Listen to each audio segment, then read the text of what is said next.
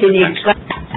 Hey, welcome to the March 4th, 2020 meeting for the Hillsborough Township Board of Adjustment. Please join me in the salute to the flag. To the flag of the United States of America and to the republic for which it stands, one nation, under God, indivisible, with liberty and justice for all.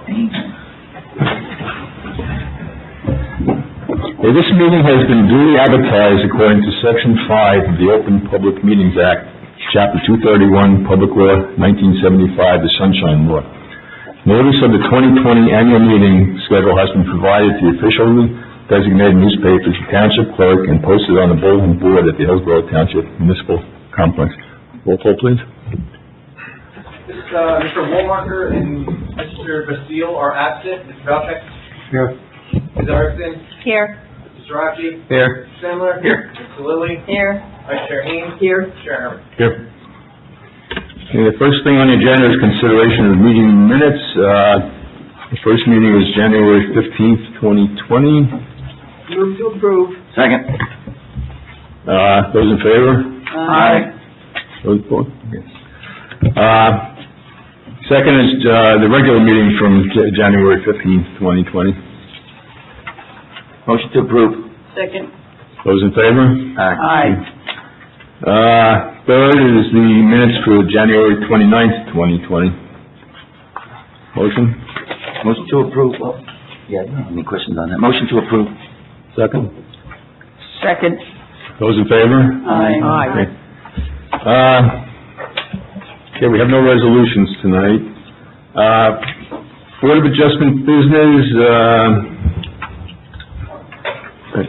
Yes, so pleased to announce to the board that we made a little progress with Parkside Mountain View. They responded back to us requesting if they can be on the agenda for the April 1st meeting. For that meeting, at the time, we just had the Bilku construction, which is the golf station on Route 206. If you recall, Parkside just needs to come back with their plan to satisfy the D variance. And there's something on the agenda already for April 1st? Yes. Okay. Yep. Yep. Do we need to vote on that, or? You don't need to. We Okay. can just add it on. Yep.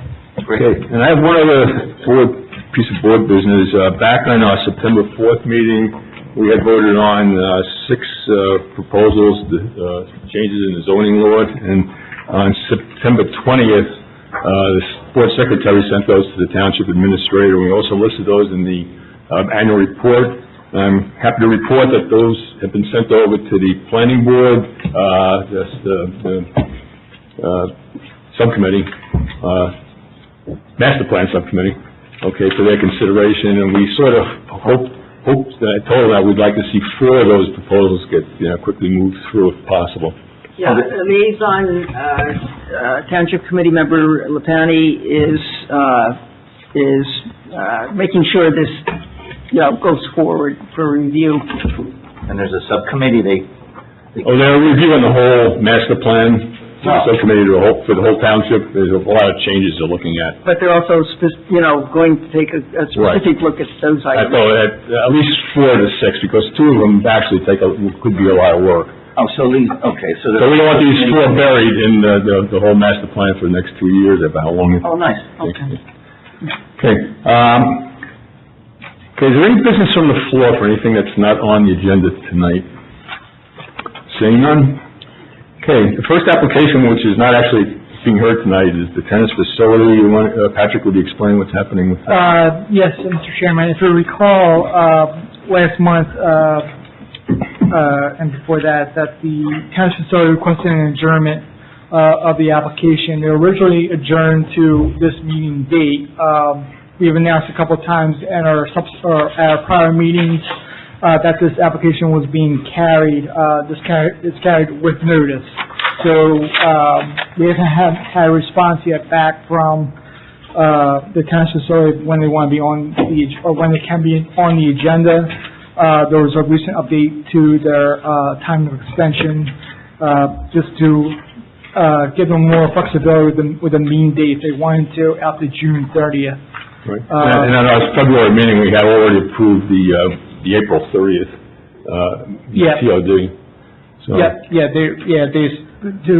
We just extended, because the next meeting in May is May 1st, so it just gives them a little more extra coverage. Okay.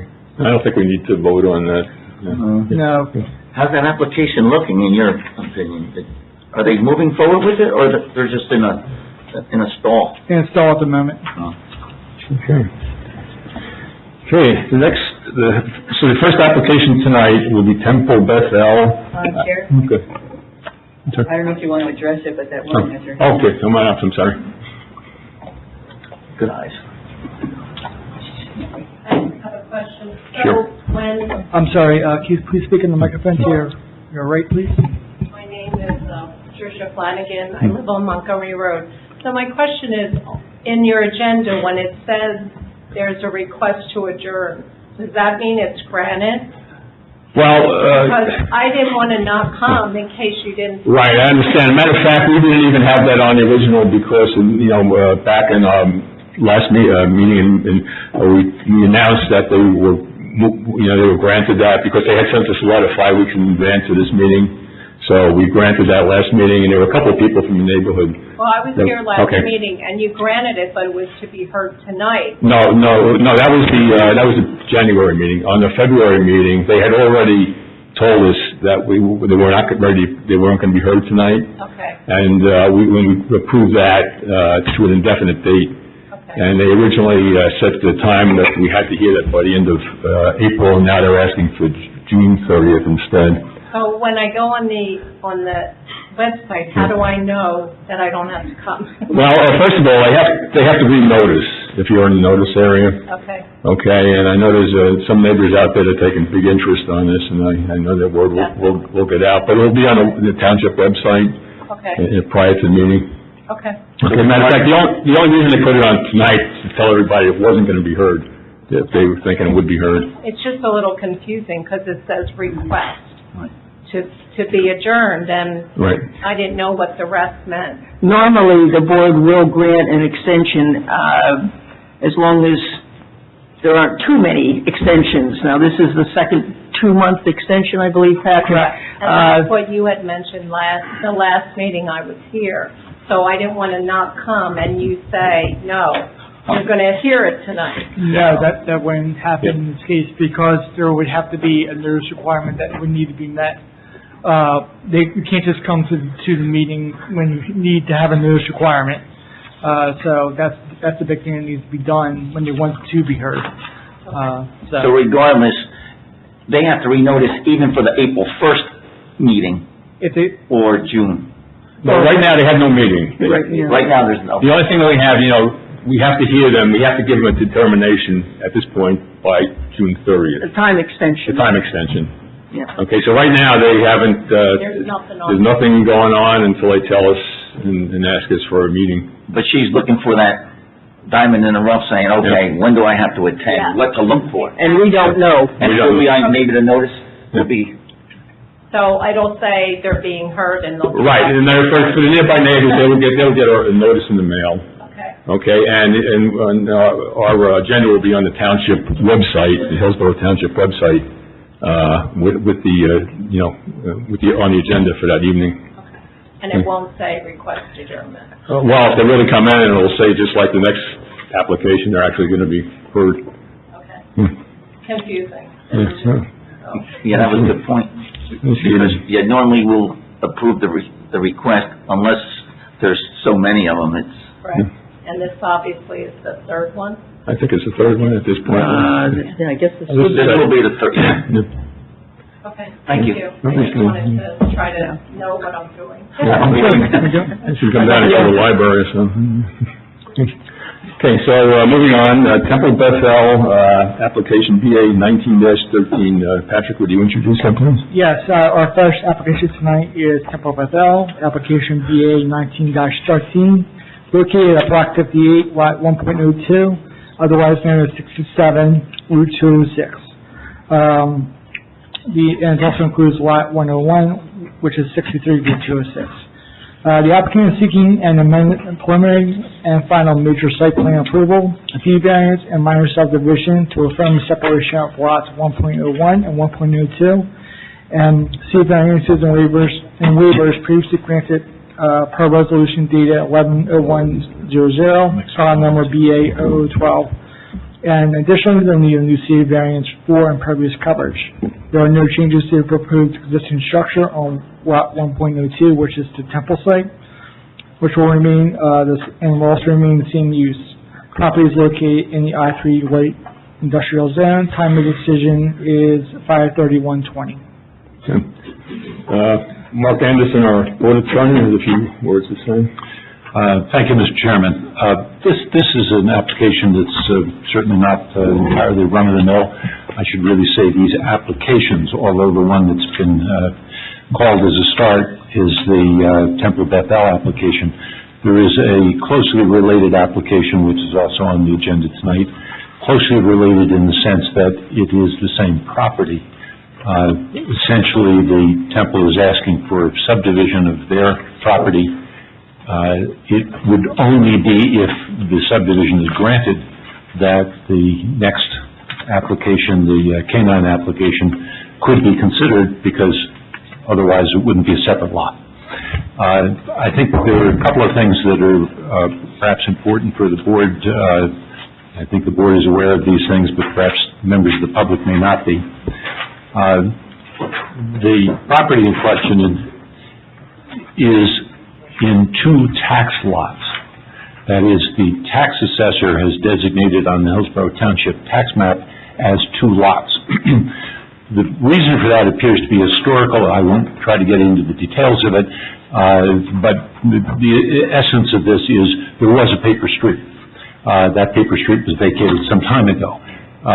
For more than one reason, even though this is designated as two separate lots on the tax map, it is a single lot for zoning purposes. There's any implication that there may be an existing lot line is really misleading. There is not currently. This is a single lot of, at least as I understand it, 4.821 acres. This is in the I-2 Light Industrial District. The request, the district requires a minimum of two acres for a conforming lot. So 4.81, of course, would provide more than enough to divide into two conforming lots. But the request, and certainly everybody will hear the reasons for this, the request is not to divide this into two conforming lots, but to divide it into a non-conforming lot of approximately 1.65 acres, leaving 3.171 acres as the other of the two lots. Of course, the first thing for the board to consider is whether it will grant a subdivision. It is up to the board to decide to do that. And it is particularly of significance because the request is to form a new non-conforming lot, non-conforming in acreage. There are also a number of other variances, most, if not all of them, having to do with the existing conditions on the two lots. But the most fundamental question is the request to divide 4.81 acres into 4.821 acres into a 1.65 acre lot and a 3.171 acre lot. The second application, as I said before, is really dependent on that subdivision, and I will not address that in any detail at this point. There are two reasons why this is a single lot, despite the fact that the tax assessor carries it on the tax map as two. One is that the planning board in 2002 required the applicant, the Temple Bethel, they were the owners back in 2002, when they came before the planning board in 2002. Again, there's some history to this, which I will not try to get into all the detail. But the upshot is, in 2002, the planning board required that the lots be merged into a single lot. Now, based on what I see in the county records, that was not done. Nevertheless, the fact that it wasn't actually accomplished on the county records, I don't think changes the fact that this board is obliged to consider it as being done. That is, somebody's not entitled to come in and say, well, it's two lots. Why is it two lots? Because I didn't do what I was supposed to do. I mean, that's, I don't think, supported by the law. Even separate from that, even if the planning board had not imposed that requirement, as a general rule, and there are certainly exceptions to this, as a general rule, where there are two lots which are in common ownership and they are adjacent, and one or both of them is non-conforming, in this case non-conforming in area, they will be considered merged by the operation of law. As I say, there are exceptions. I cannot identify, based on what I've seen, that there is an exception that applies to this situation. So the best opinion I can give to the board is, separate from the 2002 planning board requirement, this is a single 4.821 lot and the request to subdivide. There are a fairly large number of issues involving waivers and variances, all of which I'm sure the applicants will get into when the time comes. But I think there are two, as I see it, overriding issues for the Board of Adjustment to be addressing. One is certainly the subdivision. Should it be granted? Should it be granted as requested? Are there alternatives? Are there better alternatives if the board is going to grant subdivision? And I think the second kind of overriding issue really moves to the other application, the K-9 application, because the K-9 requires a use variance.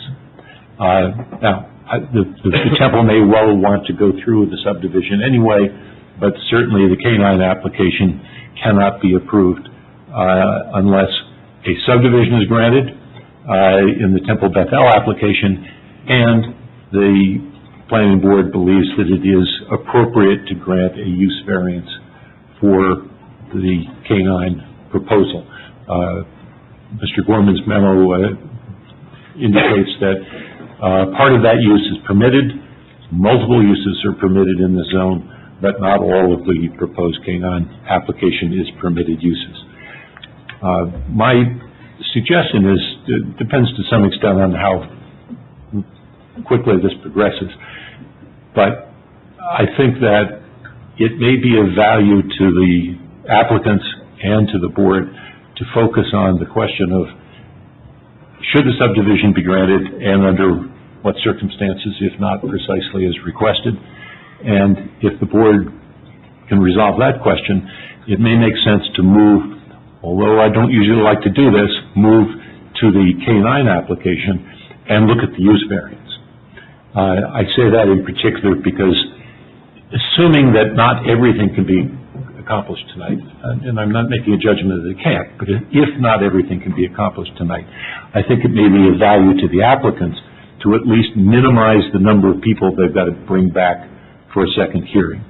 And if the board can deal with, will a subdivision be granted, and if so, exactly what subdivision and what conditions would be imposed, and then is at least the use variance that's requested by K-9, is that something the board would be comfortable with?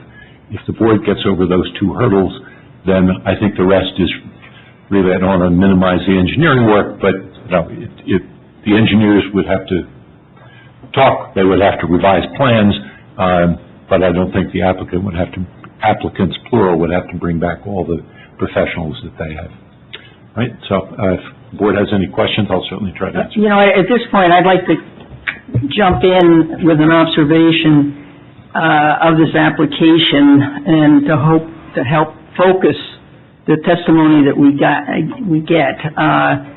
Couple things. The board has never been in favor of joint driveways or undersized lots, and I hope that the applicant will do their best to make either two conforming lots, and if that's impossible, and it looks like it would be difficult, but at least to make the one less non-conforming. And one other observation from that site, an exit out on that driveway, to me, it would be an extremely unsafe aspect to grant. So, This is on the north property. on the proposed joint driveway to the north, no joint driveway.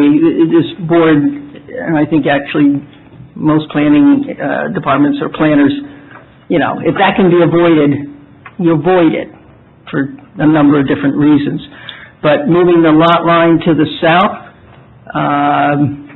would somewhat enlarge the lot 101, I believe it is, and certainly not a two-way driveway, not an exit in that northerly driveway. It's just too dangerous. Anyway, I hope the testimony will focus on those items. Yeah, because I would like to hear too, why the proposed division, why they can't be both conforming. I would like to hear the reasons behind that. Also, the two-way driveway, Chicky addressed, I totally agree with her. And also afterwards, I would like to address the current driveway that's shared with, I guess, your doctor's care. Right now, that's straight on to 206. We can anticipate some additional traffic with the K-9 going in and with the other lot. But coming into 206, the courtyard has a little bit of a division right where it meets the highway, where folks know that coming to that highway, you have to veer right because there's a divider there and it actually has a nice curve to it. So I would like to hear any type of solution. Can a divider be put at the end of that shared driveway to eliminate anybody thinking they can make a left on the northbound side of 206? So, ready? Ready as I'll ever be. Chairman, members of the board, my name is Jay Lavroff. I'm an attorney with the law firm of Lindenberry, McCormick, Estabrook, and Clifford Westfield, and I represent the applicant, BLACKWELLS, this evening. Before calling my first witness, I'd like to make a brief opening statement, if I may. As I believe you're all aware, because it certainly sounds like everyone's conversant with the application and the plans that was submitted, this is an application that has various facets. There is certainly a subdivision. There is a site plan. There is a D2 use variance, and there are a couple of bulk variances, although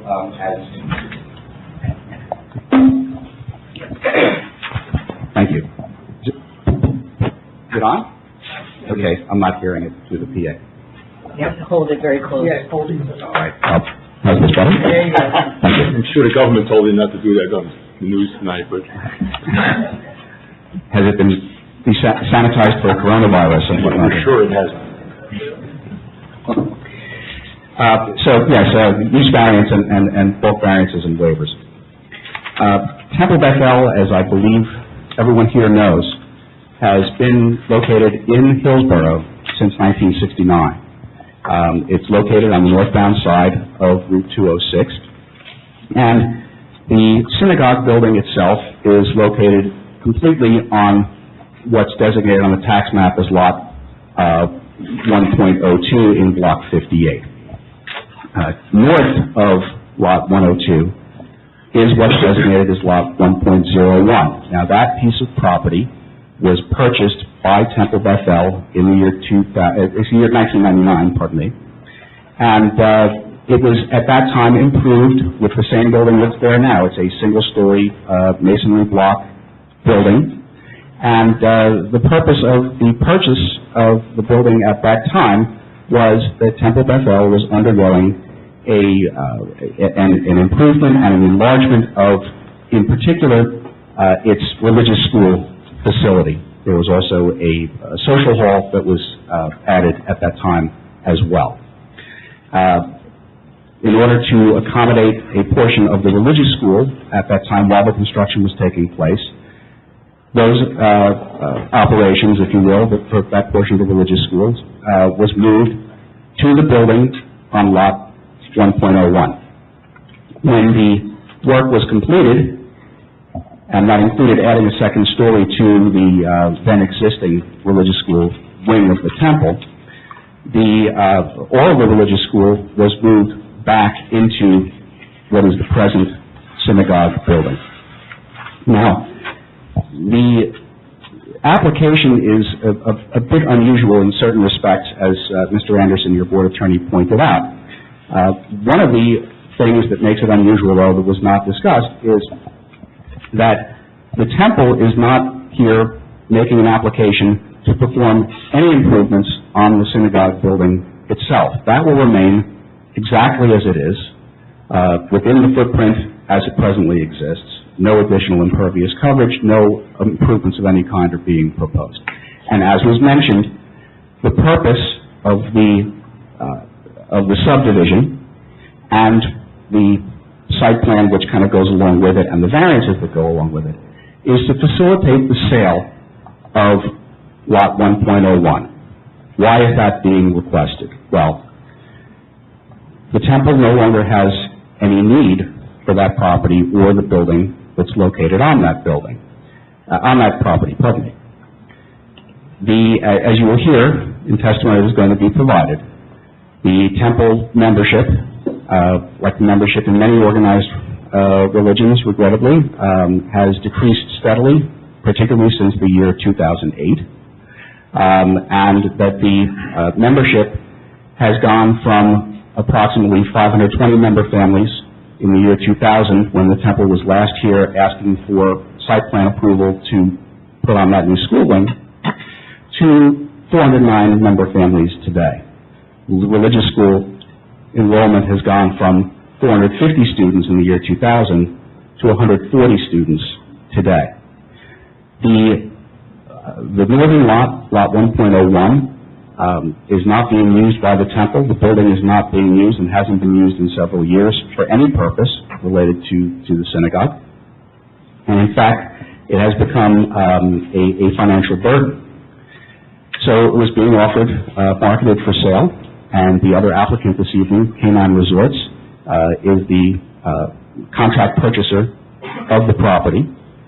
And the purpose of the subdivision is, as Mr. Anderson pointed out, to divide the properties, and we are looking and asking the board to essentially restore the status quo ante, that meaning that putting the lot line back where it was at the time that the two lots existed as separate lots in separate properties held by different ownership before the merger by law of the two lots. We understand that there are issues and questions with respect to the location of the lot line, and we're prepared to address that. The testimony this evening will be presented by Rabbi Arnold Gluck, who was the spiritual leader for nearly 30 years at Temple Beth-El, as well as Mike Ford from Van Cleef Engineering, who is our project engineer, and George Williams, who is a professional planner who will testify as well.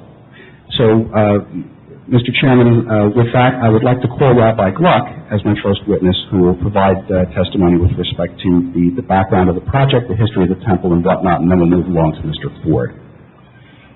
Mr. Ruff, if I could ask you a couple of things. I'm not saying you necessarily have answers to these, but based on your presentation, your opening statements, do you know why the two lots were not merged by deed in 2002? I don't know the answer to that question. The fact that it didn't take place and the November of 2000 resolution said that was part of the relief, obviously is something that, looking back through the lens of history, we tried to figure that out. Regrettably, the attorney who handled that application is deceased, and so obviously we can't make inquiry there. And so the short answer to your question, Mr. Anderson, is I do not know, and efforts to find out have proven unsuccessful. I suspected that was the case, but I thought since you had probably done some investigation. You might know more than I did. But we do both acknowledge that the 2002 Planning Board resolution imposed that as a condition. Yes, it's in the resolution, but as you pointed out in your opening remarks, by operation of law, the lots have merged. We don't contest that. Yeah.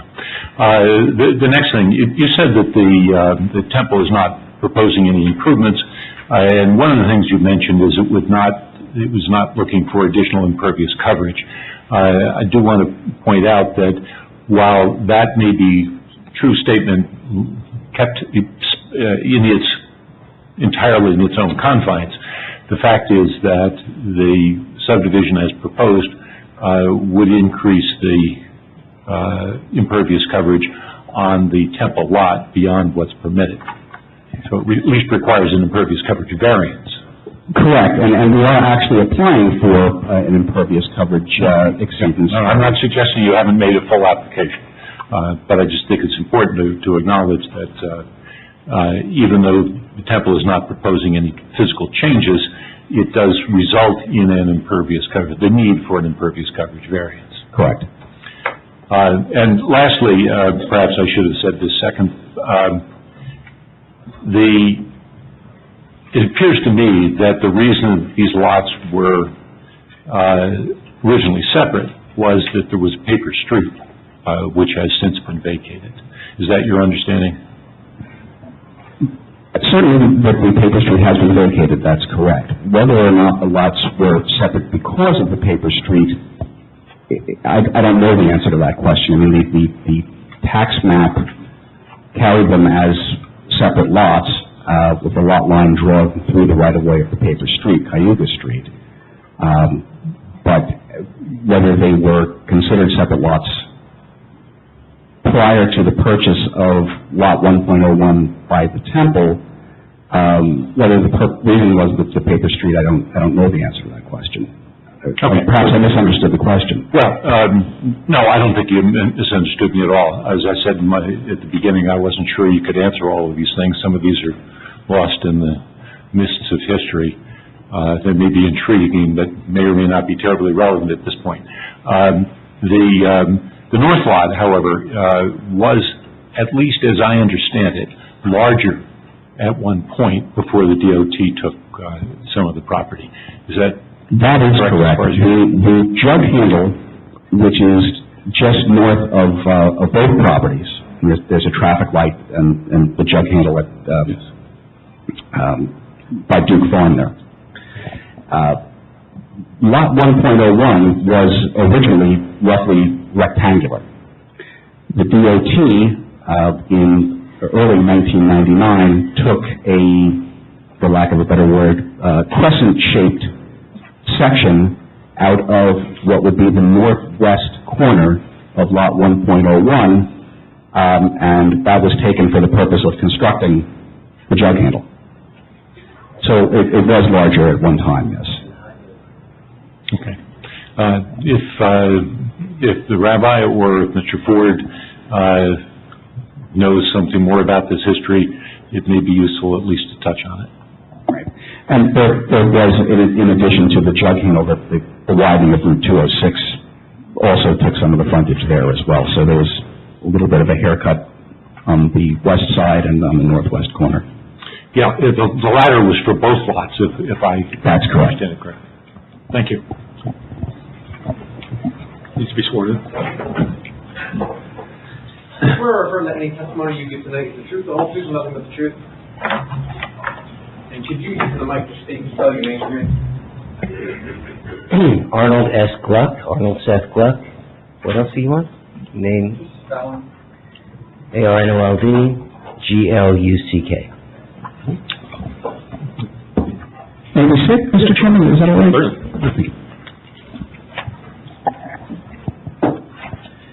Rabbi Gluck, you are the rabbi at Temple Beth-El, is that correct? That is correct. And how long have you been the rabbi there? 1991, this is my 29th year.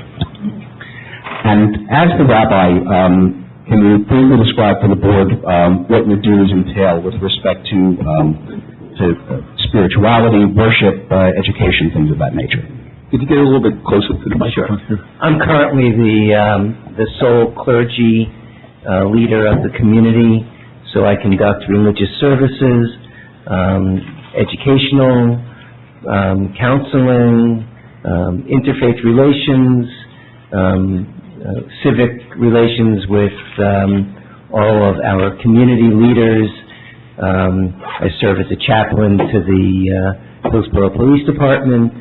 I lead an interfaith coalition in Somerset County, and all kinds of other administrative and other life cycle officiation. It's a full-time job, and then some.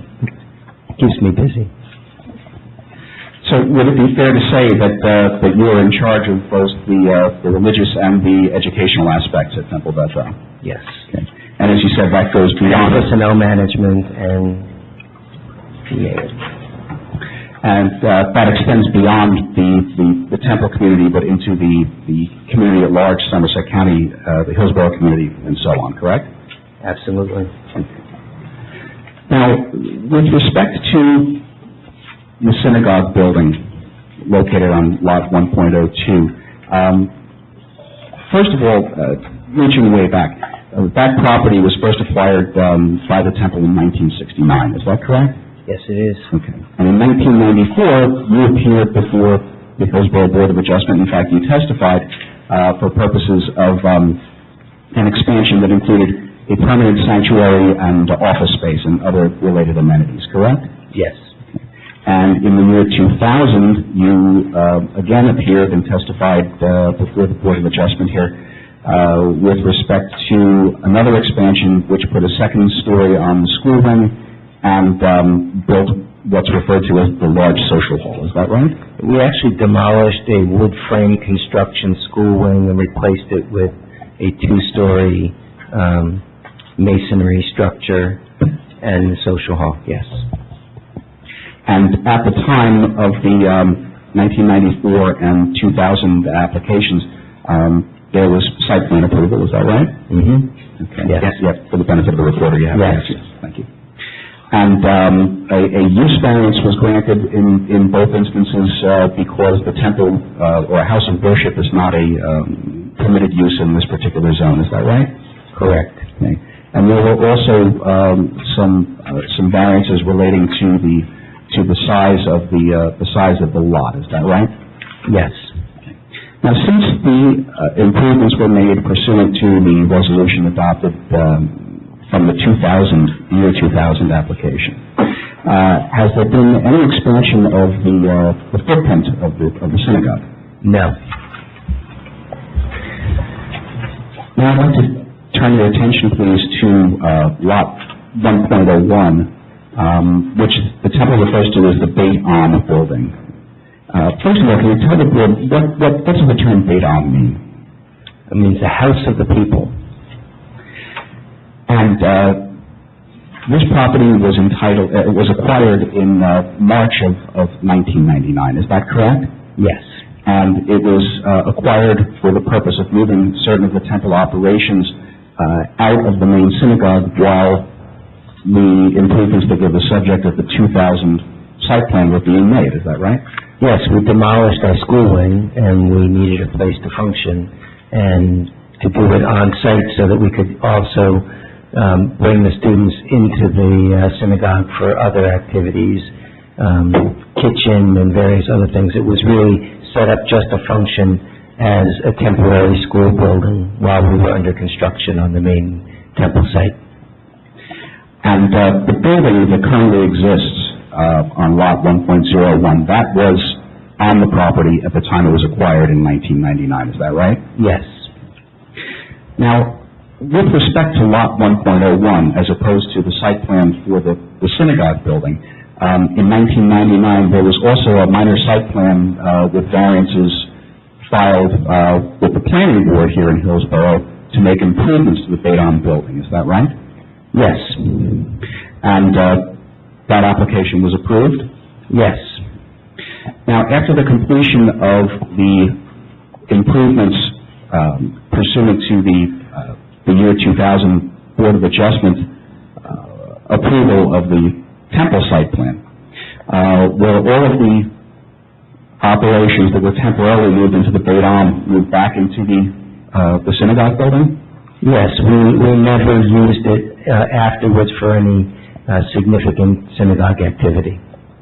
So when you say significant, would it be correct that the religious services were not conducted in that building? Never. Okay.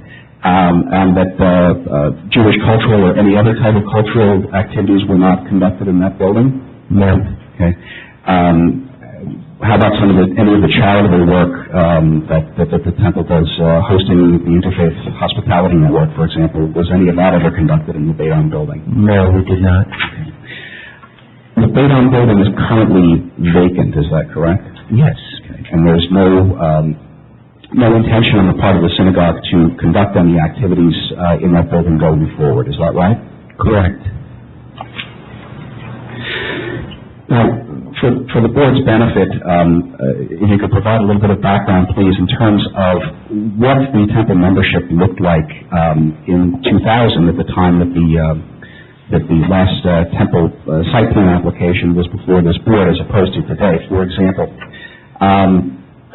at the time, in 2000, the membership of the temple consisted of approximately 520 families. Is that right? That is correct. And the religious school had approximately 400 students? Yes. And that information, Mr. Chairman, by the way, is in the 2000 resolution. Now, did there come a time, sometime between 2000 and today, that the membership of the temple and the religious school enrollment began to decline? A decisive turning point was the Great Recession of 2008. And since 2008, has there been a downward trend in terms of membership at the temple? Demographics shifted, and affiliation rates in religious organizations in general tend to decline. So I confer with my interfaith colleagues. They have very similar stories to tell. So that now we have slightly over 400 family units and about 165 students in our school. Can I ask a question? Yes, sir. Is there a point you're trying to prove with all this information for our sake? I'm just wondering why. Well, one of the applications, or one portion of the application is the use variance with respect to intensification, or as I believe the evidence is going to show, de-intensification of the use of the property. Furthermore, with respect to the need for the subdivision, as the rabbi just testified, the property is no longer of any utility to the temple, and we'll be getting to a little bit of testimony about the financial impact that that's having as well. But with respect to the variance that we're required to obtain regarding the use, and as well as the site plan, all of this information, I believe, is relevant. If the board is satisfied, from the prior resolutions and whatnot, as to the activities of the temple, the fact that the use on the property is not having any negative impact on surrounding properties, and that the continued use as a synagogue will not impair the purpose of the zone plan or the zoning ordinance, we can probably move past some of this, but for purposes of making an appropriate record, that's why it's being offered. I think we heard enough. Do you want to hear more? I understand you have good justification to want to sell a property. The only question I would have is the parking, on your high holy days, for instance, you're gonna have to use the parking on the other parking lots, or? Yeah, I was gonna ask that also. So I imagine, and I could be wrong, but on your busier days, is there overflow into the other property? So how is that gonna work now when you're no longer have access? If it's no longer your property, lot 1.01, are you still gonna have adequate parking on the existing site? I'm sure your engineer will get into a little bit, but from your perspective, being there every day, how do you envision that working? Sure. The threshold that we had to meet envisioned, and maybe it's because of other religious denominations and the way they function, that, for instance, religious school and worship would be taking place concurrently. We don't do that. So you add the diminution of the number of students in the school and the decline in the membership in the congregation, we actually rarely, if ever, utilize our entire parking lot. So in terms of, we do not have need for that. And on our high holy days and extraordinary occasions, we have an understanding and a warm relationship with St. Mary's Byzantine, and we use their parking facility and hire a van to transport back and forth, so that we have no need for regular usage for even the full amount of parking that we have currently. So for your site, you're not changing the use or anything? So what use variance are you referring to? We are, I'm sorry, Mr. Anderson. No, I was just shaking my head because I don't believe that the temple is applying for use variance at all. Yeah, we have no paperwork. The K9. Well, No, actually, that's... let me help out here a little bit. Please. So we're looking at three different things tonight. First is should be the subdivision, then we should move into the use variance, and then we should move on to a site plan situation in this case. The use variance part of the application is because they need a D2 variance because there's an intensification that will be happening on this property. Because if you remember, we're looking at this as one big property at this point of being 4+ acres in size. With the subdivision, you're being reduced into two smaller lots. A use variance is granted as sense of a campus setting. And when you say campus, you mean the whole? Yeah, as a whole big thing. And when you reduce that, then there's an intensification of a use at that point. Not to mention there's going to be the access drive and such. So that would help out the board. So your planner will address that, but he's addressing the reduced use. Correct, and Madam Vice Chair, I understand the apparent anomaly of a use variance being required when there's no change in the use. I don't like D2s, but anyway. But we are required by the municipal land use law to make that application, even though we're not making any change. But part of the testimony that we were providing, and this is what I was trying to explain to Mr. Stammer, is that the use on the site had to be explained as part of the use variance application. So are you telling me you're going to need a 5 affirmative vote to continue what you're doing? The answer is yes. Yeah, my recollection was incorrect. Mr. Gorman is correct. There is a D variance required because of the intensification. I guess we don't have That's in there. It's in there. Is it? Okay, I'm sorry. Yeah, it is in Mr. Gorman's report. But to be absolutely crystal clear, there is no change in terms of what is going to be taking place on the property being proposed here, and I think that Rabbi Gluck made that clear. And to the point that actually... I think that brought real clarity. That was needed. That brought real clarity.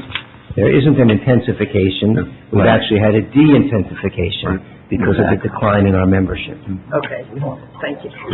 Well, let's just say that would be true only if there were an agreement to limit, which at least I haven't heard. Maybe that will be offered.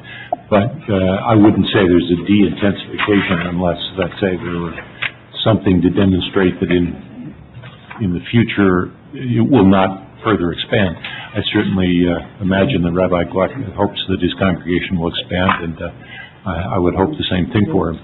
But this really is a technical variance in the sense that it is a legal intensification because the use is now proposed to be conducted on a smaller lot.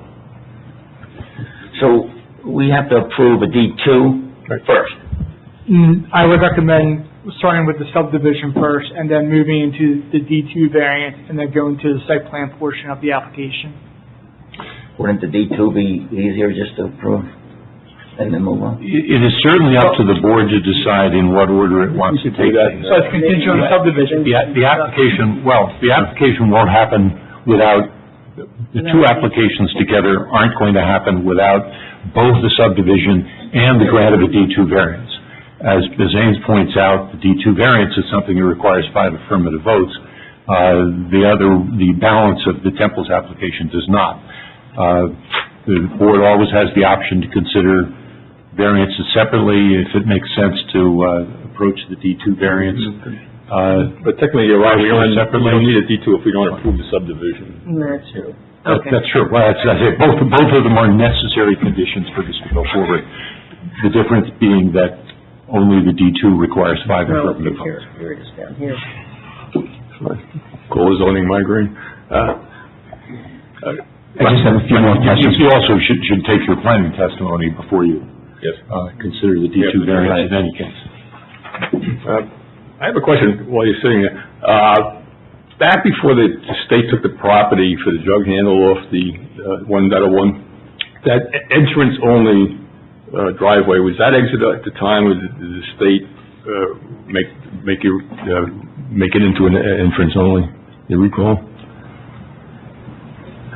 I don't believe, I'm just going off my own recollection now, and I don't have records of this to refresh my memory, that I'm not sure it was ever deemed to be a one-way street. Well, how did it get to be that way now? We have made it our custom to disallow, but there was a period where people were renting that facility from us, and they were using it in 2 directions. But we, as a matter of safety, every time we have our services, we announce to people, please exit through the southern, by your doctor's care, so that we are just vouchsafing the safety of our members and the community. I could also add, the existing width of that drive does limit the two-way traffic also. It's only 20 feet wide now, and typical industry standard is 24 feet for two-way traffic, and I believe the Townships requirement is typically 30 feet. So the width of it limits the one-way versus two-way also. Back in the day, that used to be a union hall. That's right. And I think they used to, you go in that entrance and you used to come out another entrance on the other side, which is now be part of the jug handle, but my memory is not that good. Well, in any case, it's not there now. Yeah, it's not there now, so. Plus, your memory is in question. Yeah. Okay, thank you. Nice job. Any other questions? I'm glad I brought it up. Okay, any questions from members of the public for this witness? I think he might have had some more. Just very briefly, Mr. Chairman, Rabbi, you've already testified that the temple makes no use of the Dayton building, and that the parking is adequate on lot 1.01 to suit the temple's needs other than during the high holidays. But as a practical matter, the property on the Dayton property has to be maintained. Is that right? Correct. You have to pay insurance and utilities and real estate taxes and things of that nature. Correct? Correct. And this has become a financial drain for the temple, is that right? Quite so. When you say quite so, is it true that other programming and other services are unable to be performed as a result of the funds that are being diverted to the maintenance of the building? Mr. Lavrov, look, let me point out that this board is not supposed to consider financial issues in making land use decisions. And I think this board has been pretty careful in the past to avoid putting things on the records that raise questions about whether they're considering things that are beyond their jurisdiction. That's fine, Mr. Anderson. Rabbi, would you say that the sale of the Beidon property is essential to the continued well-being of the synagogue? I believe that's a financial question. Okay. Would I be correct in saying, Rabbi, that there is no further use of the Beidon property for the temple? That is correct. Okay. No further questions. Thank you. Thank you. Public, Okay, so at this point, is there any questions from members of the public for this witness?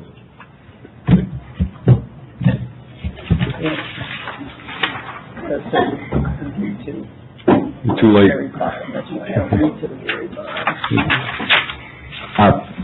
In that case, Mr. Chairman, I would like to call Michael Ford, professional engineer, as the next witness. Patrick, You can accept it. yeah, we can accept. I want to give him a hard time tonight. No. Take care of business. Oh, He's got to be sworn in. Gotta be sworn. This morning, you give tonight the truth, the whole truth, nothing but the truth. Yes. Can you state spell your name for me? Michael Ford, F-O-R-D, with Van Cleef Engineering We can Associates. accept Mr. Ford as... Okay. Yeah, we know you. Thank you, Mr. Chairman. In that case, I'll dispense with the qualifying questions. Mr. Ford, depicted on the screens is an exhibit. Mr. Anderson, should we mark the exhibit for identification first, or would you like to move it directly into To evidence? be noted in the record, at least what I have in the application is not identical to what is being shown. Normally, we don't separately mark things that are part of the application. Mr. Ford may be able to confirm this, but this appears to be a colored rendering. It may have no other differences, but still, I think we should identify it for the record as A1. If the record would so reflect, Mr. Ford, it appears to me you may have a physical copy of that Mr. Gorman Yes, I do. marked. I'm afraid we've never really entirely addressed the question of what do we do with things that are up on the screen that need to be marked? But Mr. Ford is well prepared. Make a paper copy of it.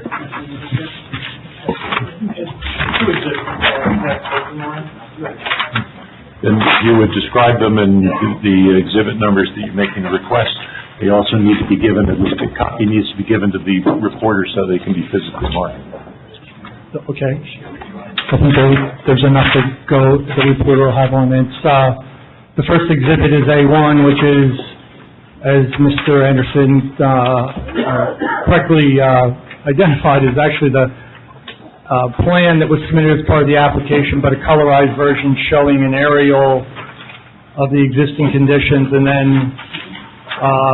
Exhibit A2 is again the minor subdivision application with, I'll say, a minor modification to it, and get to that with our testimony.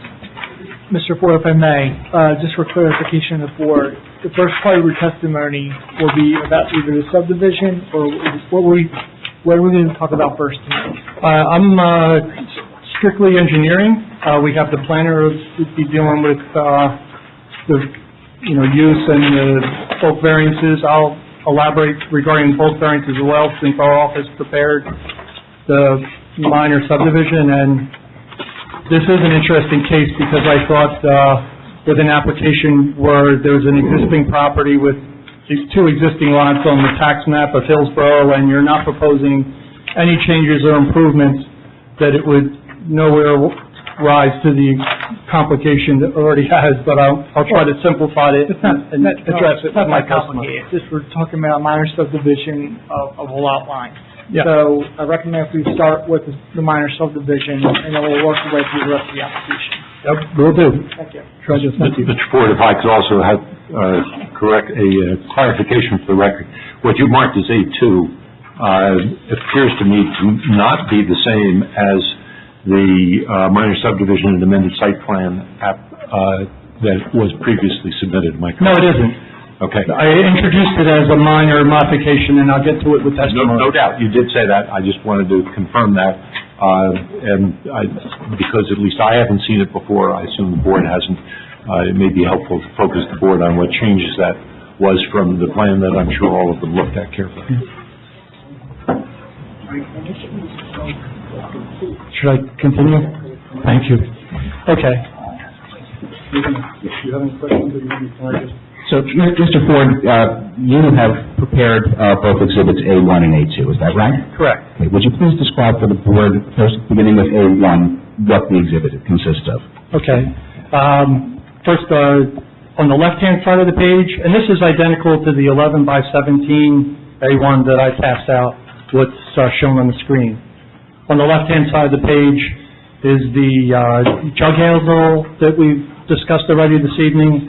Along the bottom of the page is Route 206 with both north and southbound lanes separated by a concrete barrier. So as was described earlier as well, the concrete barrier precludes any left turns out of either of the driveways at the site. All the exit turns would have to be to the right and northbound on Route 206. The jug handle is a signalized intersection. The IBW building, which then became a daycare building, which then was acquired by the temple, is the northerly building, the smaller building immediately adjacent to the jug handle. There's parking along the existing parking along the rear or east side of that building, as well as the south or right side of that building as you face it from Route 206. And then the driveway that we've discussed and described, that's an entrance-only driveway, which is the one closest to the jug handle. That driveway from Route 206 now in its existing condition is entrance-only. And it's somewhat proximate, actually bisected slightly by the, I'll call it the tax map property line.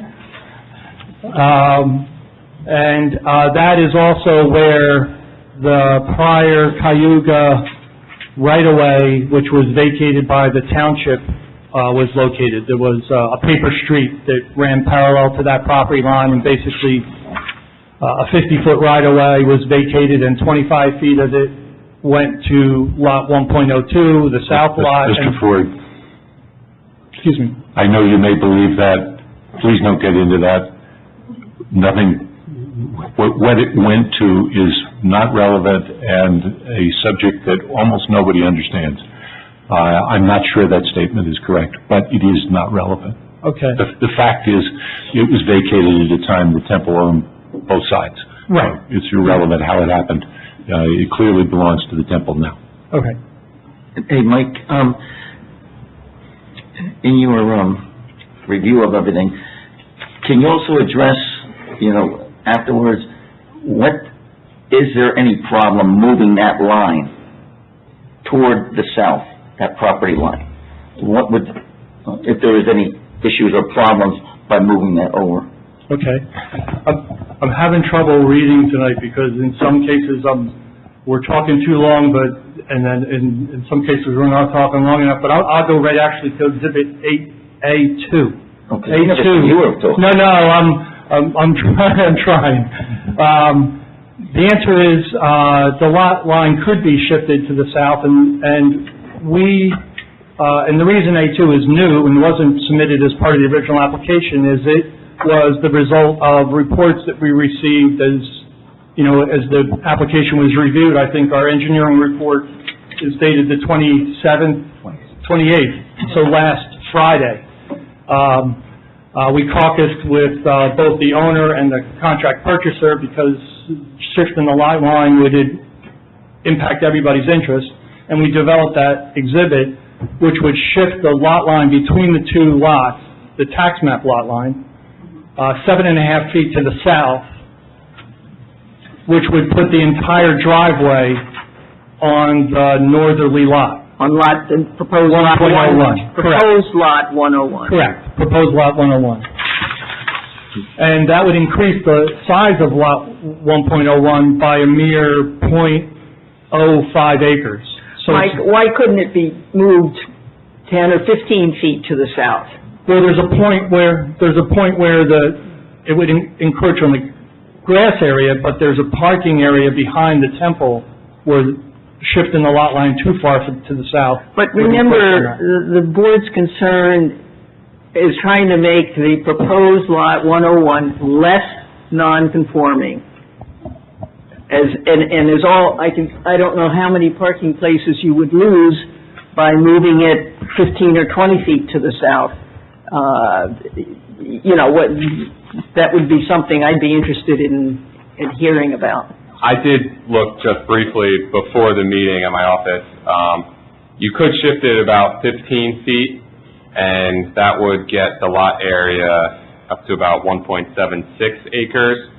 If you wanted to get the full 2 acres by shifting the lot line south, you'd have to shift it about 50 feet, and that would put it Right. into the temple's lot line.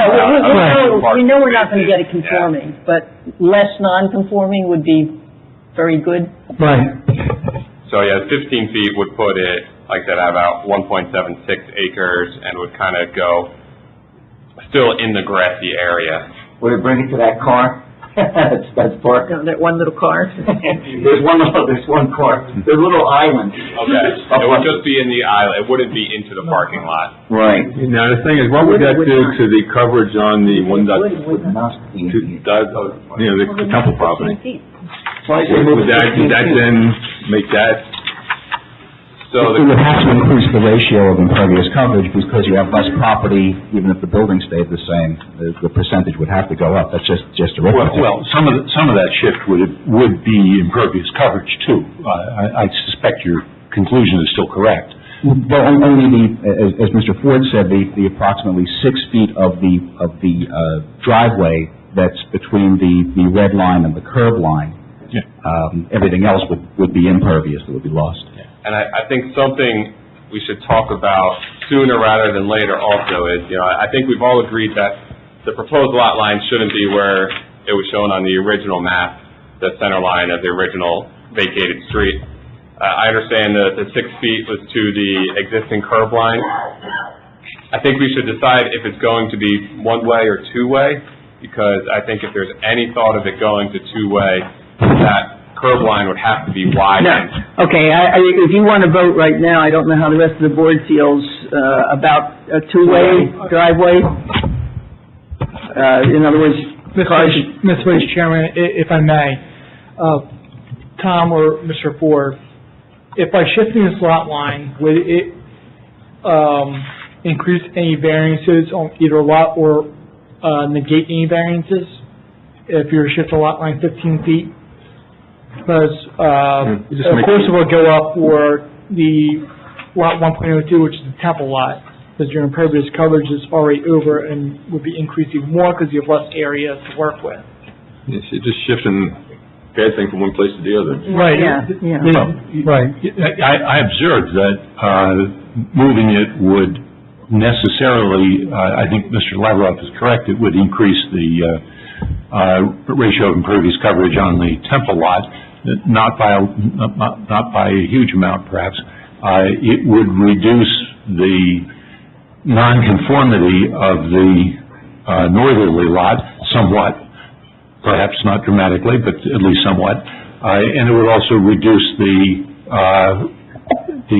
front yard, the frontage the frontage variance requirement for the northerly lot. The northerly lot does not have sufficient frontage. That's what I was going to mention. Yeah, I know there's been a lot of focus on the lot area, but there's also a lot frontage or width variance, lot 1.01 as well. So the farther south that the line gets shifted, you'd be increasing the lot frontage as well to make it less non-conforming.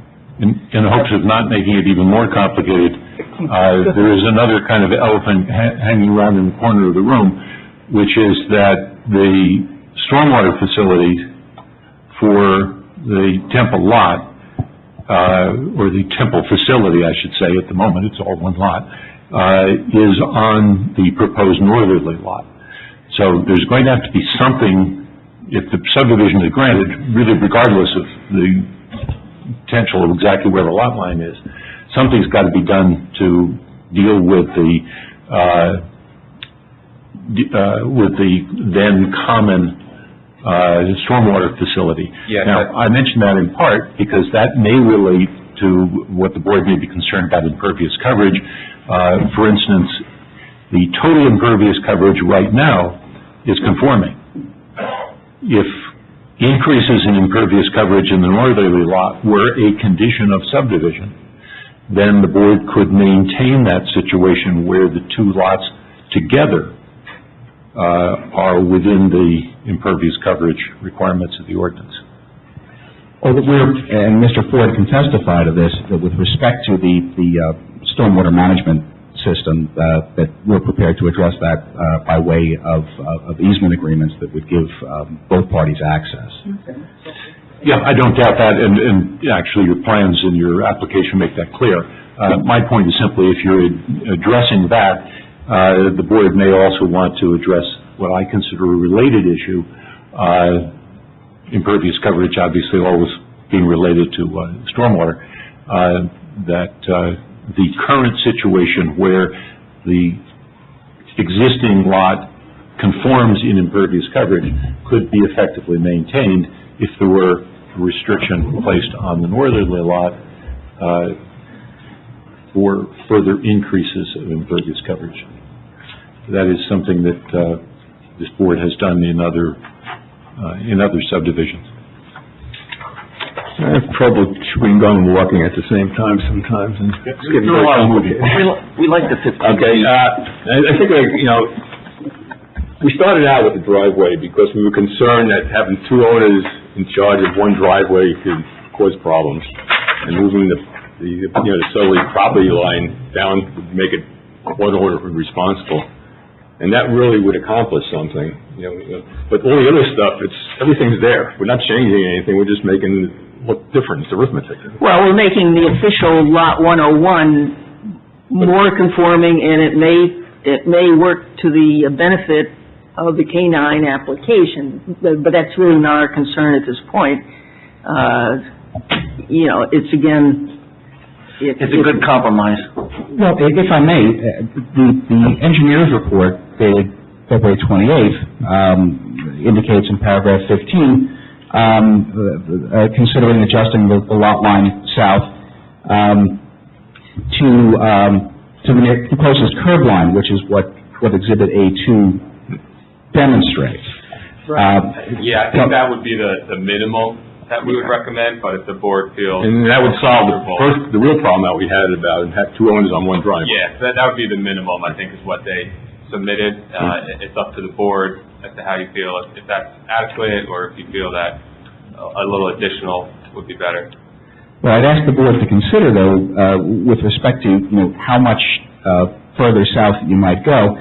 As Mr. Ford pointed out, and the engineer confirmed, the further you go, the closer you get to the parking in the rear. But there's also, there are the aesthetics, and I understand that from person looking, at the property from the streetscape, they're not going to know where the lot is. You better not be looking at the front view as you're going by. I would hope not. I would hope not. But it's also the aesthetics from the standpoint of the temple, and being able to maintain and landscape the property and use that grass area from time to time as it is used for outdoor worship and things of that nature. So while we don't have a problem, we fully understand the need to make the nonconformance as minimal as possible. But I just ask you to consider, as we're taking Mr. Ford's testimony, that it's more than just a question of moving the lot line, that there will be an effect on the lot 102 as well. But in any event, so where were we, Mr. Ford? We were discussing... I think we're done. Mike, who's on first? Can you summarize that, Mike? How about the wastewater I'm afraid to management? start talking. Are you saying what's done or what's done? That's an unusual situation from the board. We do have the issue of the stormwater, Before we leave the driveway, the other problem that's been raised is that, the state may come along and not allow an exit onto a deceleration lane for a jug handle.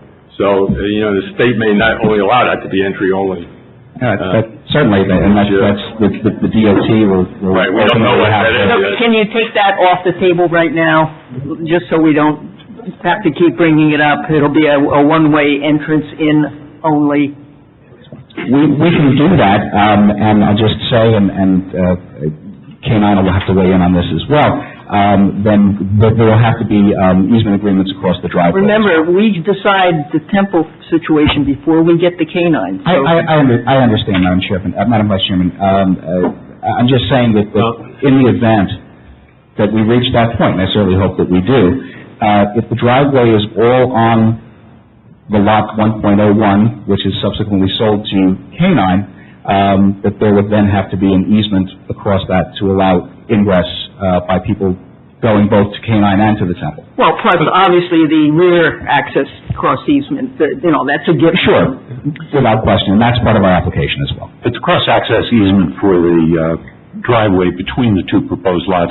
It's going to be required in any event. I mean, even the original application that put correct, because it was proposed lot was in there. That's right. And I do point out, as to all of the access easements, there is necessarily going to be a cross-access for physical access.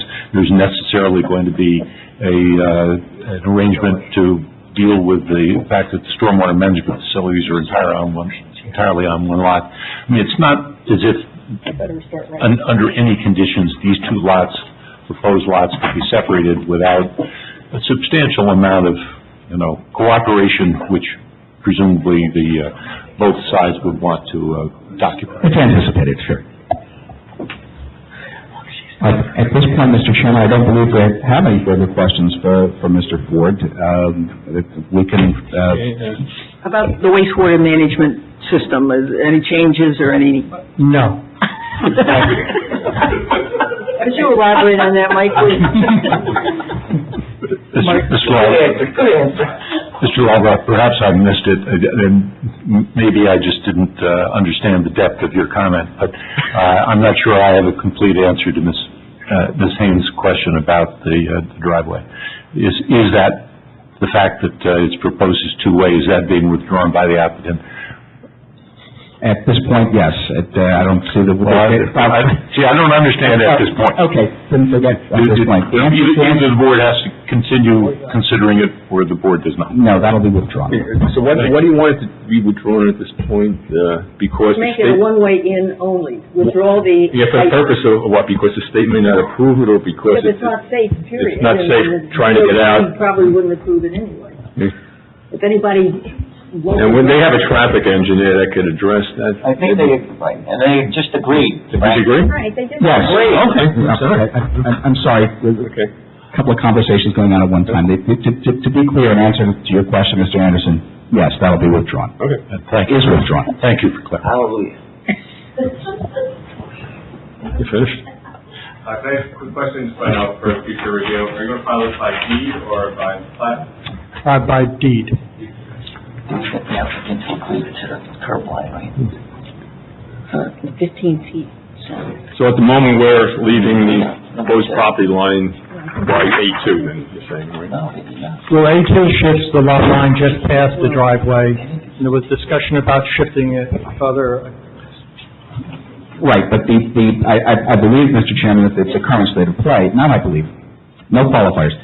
The current state of play is that the lot line would be as depicted in A2, but of course it's the board's determination as to whether or not that's adequate for your purposes. That would do what was stated in the review reports, actually the amended engineering report we received on Friday, suggesting that the lot line be shifted so that the driveway's all on one lot. Right. It gets the lot a little closer to 2 acres. but it achieves that main goal. The main goal in that letter was to shift it to the driveway. There wasn't any discussion about lot area. Anything beyond that is just arithmetic on. But 6 inches is like minimal. It's not 6 inches. No, it's, 6 feet. 7.5 feet. Feet? 7.5 feet. Okay. Yeah, I'm 7.5 feet. All right, I'm sorry. To the curb line. Well, just past the curb line, so the curb is all along proposed lot 1.01. So 7.5 feet, okay. Yes, that's what Exhibit A2. And it's just, To clarify for the board, so it's clear, with the proposed plan as submitted, the lot area, and correct me if I'm wrong, would be 1.704 acres, and the lot width would be 223.5 feet, 300 is required, so that would be the variances associated with that plan. Okay, and the coverage would change to? The coverage would be 40% on lot 1.01, which is conforming, and would be 63.0% on lot 1.02. 63.1. I was just about to say this is proof that you can read the 11 by 17 plans, but there's just that slight exception, right? It approves, Very good eyesight. it approves a very young person. So, for the purpose of the motion, the property line is gonna shift 7.5 feet. 7.5. Correct. Those are with the numbers that I just recited. Right. Okay. Agree with it. 7.5 feet from the curb line. From what we understand as the existing tax map lot line. Right. Correct, and it would essentially be, without scaling it, it looks maybe a foot or so behind the curb line? Correct.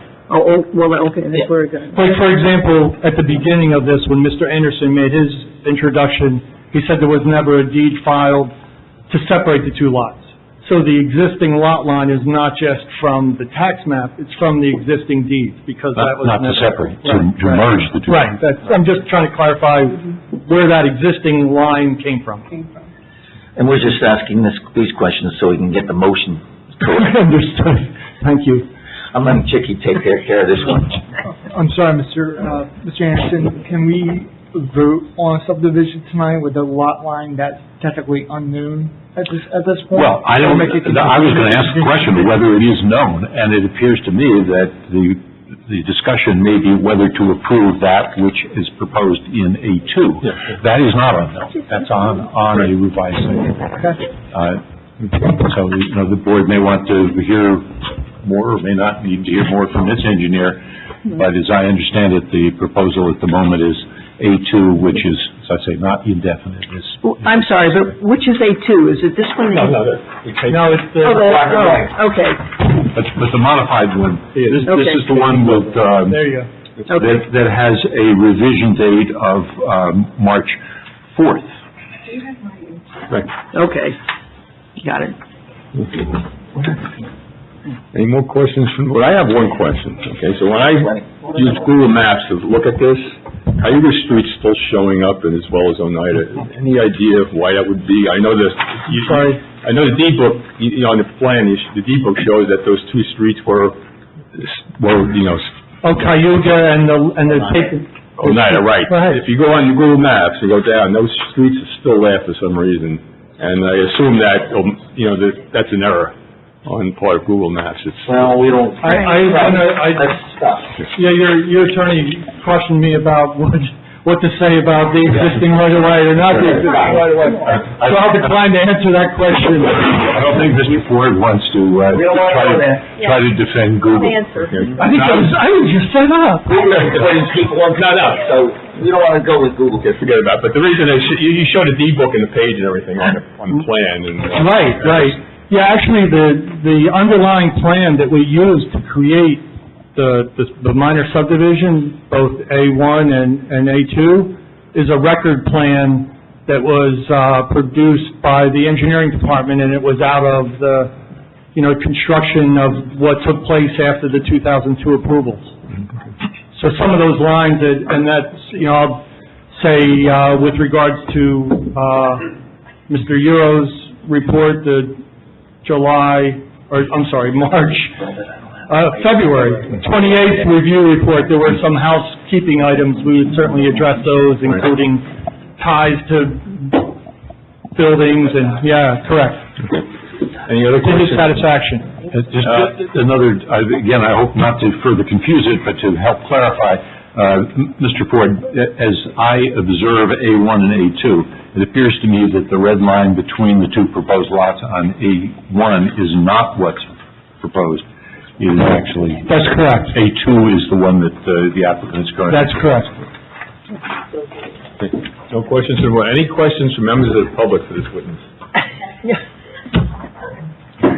Oh, brother. And don't even ask who. Here's this public. Mr. Ladroff, you may be aware that some of these people have appeared, Mr. Foy has, and maybe certain other people have appeared before this board. I gathered that, Mr. Anderson, thank you. She's here more than we are. And for 20 years, too. Susan Sculler, Fort Hunt Club Road. I have a question on, looking at A1, on the easterly lot line, there's woods back there. Was any consideration given to purchasing on the eastern lot line in order to make that lot less non-conforming? Eastern No. lot. Isn't that wetland? Looks like wetland. Right. And wetlands couldn't be considered making it less non-conforming if they weren't going to use it? The answer is, it could. I mean, the question of impervious coverage is based on coverage and lot area. There's nothing in the Hillsborough ordinance that says the lot area has to be not wetlands or any other So limitation. they could purchase that and make their lot less non-conforming? Well, whether they could purchase it or not is a different question. I couldn't answer that. But if there were additional land purchased, regardless of whether it was delineated wetlands, the answer would make it less non-conforming as to impervious coverage. Was that considered, or was any purchase offer made? Not to my knowledge, no. Okay. Question for me. Question. Another question? Yes, and secondly, you stated if you moved the lot line, the southern lot line 7.5 feet, that would make the driveway wider, and you would still ask for it to be an entry only. I gotta ask, how would they get out? The cross-access go down to the southern edge of the thing and come out between Doctor's Care and the temple. Through the parking lot of the temple. Right. That's cross-access easement. And that's how it is right now, as a matter of fact. You kept talking about the entry. Right. And they're not widening that driveway, we're just moving the line. Correct. Any more questions from the public? Seeing none? Next witness? Thanks, Mike. Thank you, Mr. Chairman. Good job as always. Sure, Mr. Ford will want to order that transcript with all the kind comments from the board. At his cost, of course. Naturally. The next witness is Mr. George Williams, who is a professional planner. Pardon me, Mr. Lavroff, will Mr. Williams be offering testimony on the subdivision portion of the application, or no? His testimony will be geared toward the use variance and the bulk variances. Okay. Mr. Anderson, since we have a new map in front of us that is just considered tonight, does the board have to make a motion to accept this map as the proposed subdivision at this time? No, I don't think so. The board can consider things individually if it feels it's appropriate, but in general, I would expect the board to consider everything together in a single decision. Okay.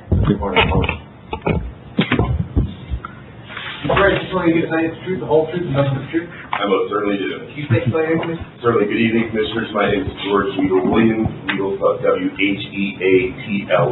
Williams with an S. That's I-L-L-I-A-M-S.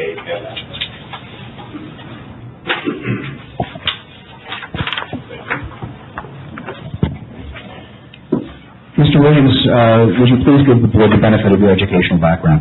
Certainly. Again, good evening, Commissioners. I am the founding principal of the NESHANIC Group, a planning firm headquartered at 105 Grove Street, suite number 1 in Montclair. I completed my graduate studies in city and regional planning at the Rutgers Graduate School, now the Bloustein School of Planning and Policy Development, just to age myself a little bit. I've been practicing in the field of planning for just over 30 years now, and throughout my career, the focus has been on land use and economic development planning, but I and my firm practice with a variety of other planning specialities, including the preparation of master plan, zoning ordinances, redevelopment plans. I'd like to make a motion to accept his credentials based on your I testimony. assume that Mr. Williams is licensed as a professional planner in the state of New Jersey. This next question I was going to ask Mr. Anderson. He's licensed by the State Board of Professional Planners in the state of New Jersey and nationally certified by the American Institute. That's all in the paperwork that we received on his background. Correct. Thank you. Mr. Williams, have you made an examination of the application by Temple Beth-El for preliminary and final major site plan approval of the subdivision and the various variances that are being requested? Yes, I have. Okay. And have you also made an examination of the Township of Hillsborough planning documents, specifically the master plan, the zoning ordinance, and things of that nature? Yes, I have. With respect to the application for the use variance, take that first. Can you please explain to the board, first of all, and toward the question asked earlier by the vice chair, if no change in the use is being proposed, why is a use variance required at all? It is a perfectly legitimate question. Thank you. And I think your board attorney answered it quite aptly. It is really a technical variance. That is to say, the typical D2 use variance that this board would hear would involve an enlargement of a non-conforming use, much like the one you reviewed in a prior application by this applicant, where the house of worship actually expanded the building and hence the use. In this unique circumstance, that's not the case. There's no expansion of the use, there's no expansion of the property. There is a diminution of the property size, which one could argue intensifies the use. But to the layperson, passerby, they won't notice a difference whatsoever. So there's no intensification, change, or expansion in a very traditional sense. That being said, technically a D2 variance is required. This board knows the D2 variance, I think Madam Vice Chairwoman mentioned, 5 affirmative votes are required for a D variance. Your board attorney confirmed that. And so I would just go through the process of explaining the proofs for this D2 variance, if that's the board's choice. Please do. Okay. So again, very, very unique circumstance, as I just described. The standards for the D2 use variance as set forth in the municipal land use law and case law suggest that the review is less stringent than that for a D1 use variance for a wholly new non-conforming use, and that the test typically is to find that if the use is not going to go away, that it can be harmonized with this environment. We still have to meet and that typically is done through board conditions of approval on the expansion. There are a number of court cases for D2 variances. I'll just go through one or two of the landmark cases. One is Belleville v. Perillo, where a restaurant changed to include a disco. And in this matter, the overall effect on the neighborhood would be described as negligible, and similarly, there would be no impact on the zone plan. In my opinion, that's what we have here. There would be no impact on your zone plan, certainly no detriment to your public good, because as I mentioned in my introductory comments, the change would be imperceptible. It really is about the conveyance of the property and the establishment of that lot line between 1.01 and 1.02. The other landmark case for D2 applications is Burbridge v. Mine Hill, and in that court case, it was argued that applications expanding lawfully created non-conforming uses offer boards an opportunity to impose conditions, frequently aesthetic, which will help integrate the use with its surroundings, and especially important consideration for uses which are thriving and therefore not likely to end soon. I mentioned this case Again, because typically, in my experience at least, for these expansions of non-conforming use applications, it is common for boards to impose conditions, again, to harmonize that non-conforming use. Once more, in the application before you, I would argue that's not necessary because there will be no changes at all to the building or the use. In point of fact, it is harmonized with its surrounding environment as is, and there really would be no further need. In terms of the positive criteria for the expansion of the non-conforming use, they're similar to those of any other D variance. Special reasons are adduced by showing that their use is inherently beneficial. I would posit to this board that the temple or house of worship is deemed an inherently beneficial use both by case law and municipal land use law and by this board in their prior approvals.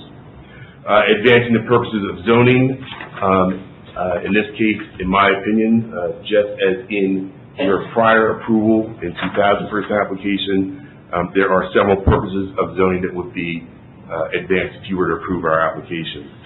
One is subsection A, to encourage municipal action to guide the appropriate use or development of all lands in the state in a manner which will promote the health, safety, morals, and general welfare. This is a bit of a catch-all clause. It is the first purpose of zoning under the municipal land use law, but I would submit to this board that if you granted our relief, you would advance that purpose of zoning, certainly by supporting the solvency of the house of worship and hopefully creating a subdivision that is approved by this board.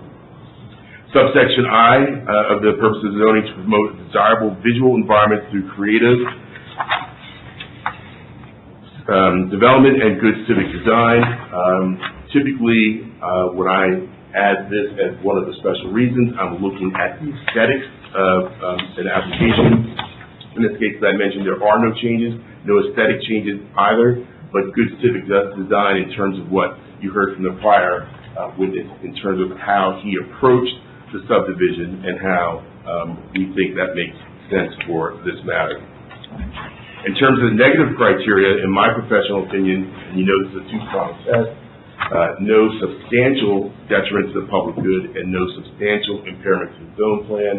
That word substantial comes directly from the municipal land use law, and I would submit to this board, based on my review of all the materials available, there will be no detriment to the public good and absolutely no impairment to the zone plan. Again, the same rationale that was applied by this board in 2000 would apply in this application as it pertains to the D2 variance. Thank you. With respect to both variances, yes. If I can change our focus for just a moment. You've had an opportunity to review the memorandum dated February 21st, 2020 from the Townships Planning Department. Is that correct? That's correct. And you read the portion on page 3 indicating that there are existing deficiencies on both Lot 1.01, the northern lot, and Lot 1.02, the southern lot, correct? That is correct. Okay. And the municipal planner's recommendation was that with respect to those deficiencies, both variances have been granted as part of the year 2000 applications. Is that right? That also is correct. Okay. And that the planner had recommended that the board reaffirm those variances. Yes. Is that right? Are you in agreement with that conclusion? Yes, I am, particularly because of some of the changes that have been discussed at this hearing. Just to reaffirm makes for a clean record, and I would agree with that. Now, there was also, for Lot 1.02, a C variance required with respect to an exceedance of the impervious coverage permitted in this zone. Is that right? That is correct. Would you please address that issue? Certainly. The chairman referred to it as an arithmetic issue, and I would tend to agree, but board counsel made a very salient point that given the change in the lot line, the percentage of impervious coverage does increase. Again, imperceptible to the passerby or the layperson, but technically, well, correctly, it does increase. And regardless, it was going to be over anyway. Correct. Yes. Did we ever determine the exact percentage? What's proposed here is 6.3, Yeah, he's got it. 63.3. And Sorry, I can't quite read it, but it's 63.1. believe you said, 63.1, where 60% is permitted. Oh, okay. This So that's actually helps different. because you're taking, so it's 100% impervious that they're taking Okay, away. I just wanted to get It becomes the- 101 problem then. Actually reduces. It actually reduces the exceedance Yes, of yes. impervious coverage. But it doesn't change anything, but it's reducing. Right. And so, for all the reasons just mentioned in your discussion, from my perspective, the appropriate context for reviewing this relief would be the C2, or flexible C2. It allows the board to consider the benefits versus the detriments, and if on the whole, what's being proposed in this application, which is a very unique application, is a better zoning alternative than a strict application of your code for this particular bulk standard. And for the C2, as this board knows, it has to be rooted in the purposes of zoning, it has to be specific to this piece of property, both of which it is, and the board has to find that there's no substantial detriment to the public good. In my professional opinion, given all of the considerations as part of the subdivision, the trade-offs are such that the benefits outweigh the detriments. Yes, there is a change in the impervious coverage percentage, but it is not a substantial negative. In fact, the benefits will outweigh the detriments in this very unique situation. Thank you. I have no further questions for Mr. Williams. Questions from the board? Might not be a question for him, but would this application or applicant consider putting a divider at the end of the two-way drive where it meets 206, a divider, and again, To the south. to the south, Between Doctor's Care. between Doctor's Care and Temple. the Temple. Would the applicant consider putting a divider, and again, for the good of the people, I'm sure the rabbi would agree to that, it's straight onto 206 right now. I'll bring up an example, like I did earlier with the courtyard. As you exit that particular drive, it's obvious that you have to make a right onto 206, because the incoming is curved from the end. Right now, it's straight on. Anybody, it's very confusing. I think that's often referred to as a right-in, right-out driveway. Right. Yes. Yep. Would the applicant consider that for The problem is that safety? that's probably owned by Doctor's Care. You know, it's not on the north side, which is where you would make the the exit. It's shared, right? All right. There are easements across that driveway, though, so I don't think that we would be in a position to be able to make a unilateral decision to put to put a barrier to divert traffic to the right just by ourselves. So what's the problem now? I mean, you can't work with the owner of the other? I'm not saying we can't work with them. We have a very good working relationship with them, but if they say no and we want to build something within the easement that currently exists there, that creates an issue. Yeah, but so it could still be investigated or looked into, correct? It could be investigated. Is there any solution in your eyes? What could be done to improve the entrance onto 206 and also the entrance into the... Mr. Stamler, I suggest we call Mr. Ford as a witness real quick to help with the situation. Well, thank you very much. Yeah, wait, before we call Mr. Ford, let's... One witness at a time. You know, Mike's causing So I trouble. can do one thing at a time. Okay, so any questions from members of the board, professionals? Any questions from members of the public? You're off. Thank you. Thank you. You're off the hook. So now we'd like to recall Mr. Ford to address the question raised by Mr. Stamler.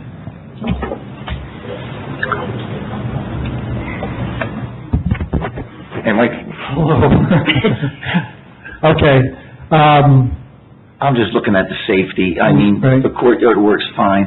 You know, I go to Doctor's Care, and coming out of there, it's very easy for anybody to make that left. Well, the interesting thing is that I think that the buildings and the driveways existed before DOT came in and took the land and made it, one way, only a right in, right out. And DOT didn't see fit to put what I'll call a pork chop island in the middle of the driveway. And I don't think you... I don't put my trust in DOT on it. No, I'm just trying to give some history and facts. The DOT application, as I understand it, would be considered a major application, so the application fee alone is almost $9,000 and would take some time to do. It would require... Which driveway are you talking about now? The south driveway. The south, Right. To add a restriction in it that forces, when you add the restriction in, I think in DOT's eyes, they're not going to just look at it the way you look at it, but in the way they look at it, if you add the only right out, you're going to have to also channelize the right in as well. Right. So, and since the driveway does straddle two property lines, it would require both applicants, that we've discussed already. It would certainly require the cooperation of our neighbors to the south. And I was just asking the rabbi, I'm not sure if now when you, and I go to doctor's care too, only once a year because I'm forced to for a Boy Scout physical, in order to go to summer camp.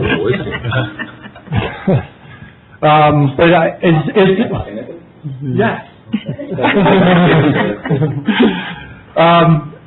Is there anything on the... Yes, on the barrier, there's a Yeah, one-way. there's a one-way Sign right in front of you. Right in front of you. It says, Right. Right. it would make a nicer entrance in appearance, if it could be a nicely designed two-way entrance exit. I don't necessarily agree. I mean, it's been that way for 30 years. The DOT would have said something. I'm just asking a question. Yeah, I'm just saying, you're talking about an easement, $9,000 extra cost to these people. We didn't know that. That's not necessary. We just found that out now. Yeah. Yeah, that's what I'm saying. I'm just saying, I don't think it's necessary. I'm just giving my opinion. Okay.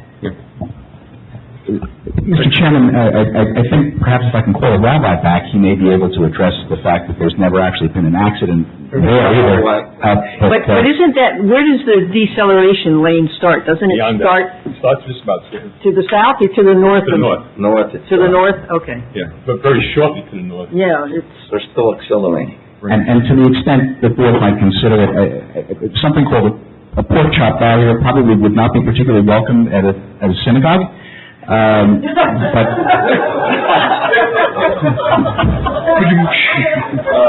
You really had to go there. anything to try and lighten the mood, Mr. Anderson. You did. We need to have the rabbi rule on that. Yeah. I just brought it up for safety reasons, if it was possible, that's all. Just for the board's information, we're talking about Oneida Street, which was a former right-of-way of the township, which was vacated and made into an access easement in the past. What did he say? Say that again, Patrick. So Oneida Street, which shows on the plan, isn't a public right-of-way anymore. It's actually an access easement between the two properties. Yeah, no, we know It's been that. vacated. Yeah, no, we know that. Okay. Next. We have no further witnesses, Mr. Chairman. That concludes the application. So, at this point, is there any person in the audience that has a comment to make about this? Seeing none, pleasure to the board. You know, I have to say that I think the applicant has met our major concerns, and because of that, I would make a motion, and I don't know if I can... Let's do the subdivision I'm first. sorry, just to interject one more time. There's one more portion of the application that we do need to consider. It's a site plan portion of the application. You want to do the site plan issues first? Yeah, if Okay. we're going to do everything as one vote at this point, then do everything at once, because we have to address the parking at the same time. Okay. And in that case, Did they do both at once or not? No, if we're going to do the application all as one Okay, so shot. do the site plan first. Okay, in that case, I would make a motion that we approve as presented, except for that there would be no shared driveway, that the lot line would be moved to comply with the A2 plan. Is that... Mr. I'm sorry, if we want to accept further testimony at this point before making the final motion, to see this application as a complete package, at this point. So we'll be doing the subdivision. Does the applicant have additional testimony with respect to the site plan? I think Mr. Ford's testimony actually did cover the site plan, but As I understood it. I disagree with that assumption. Well, And I certainly don't want to limit another opportunity for Mr. Ford to come up, because he's, from my observation, is having a better time tonight than he usually does. Okay, but Patrick, you want to... he's actually smiling tonight. There's one substantial thing that the board needs to consider at this point, is that there was a shared parking between the two properties, at one point. And the parking calculations, as pursuant to my memo, appear to be, a bit off at this point.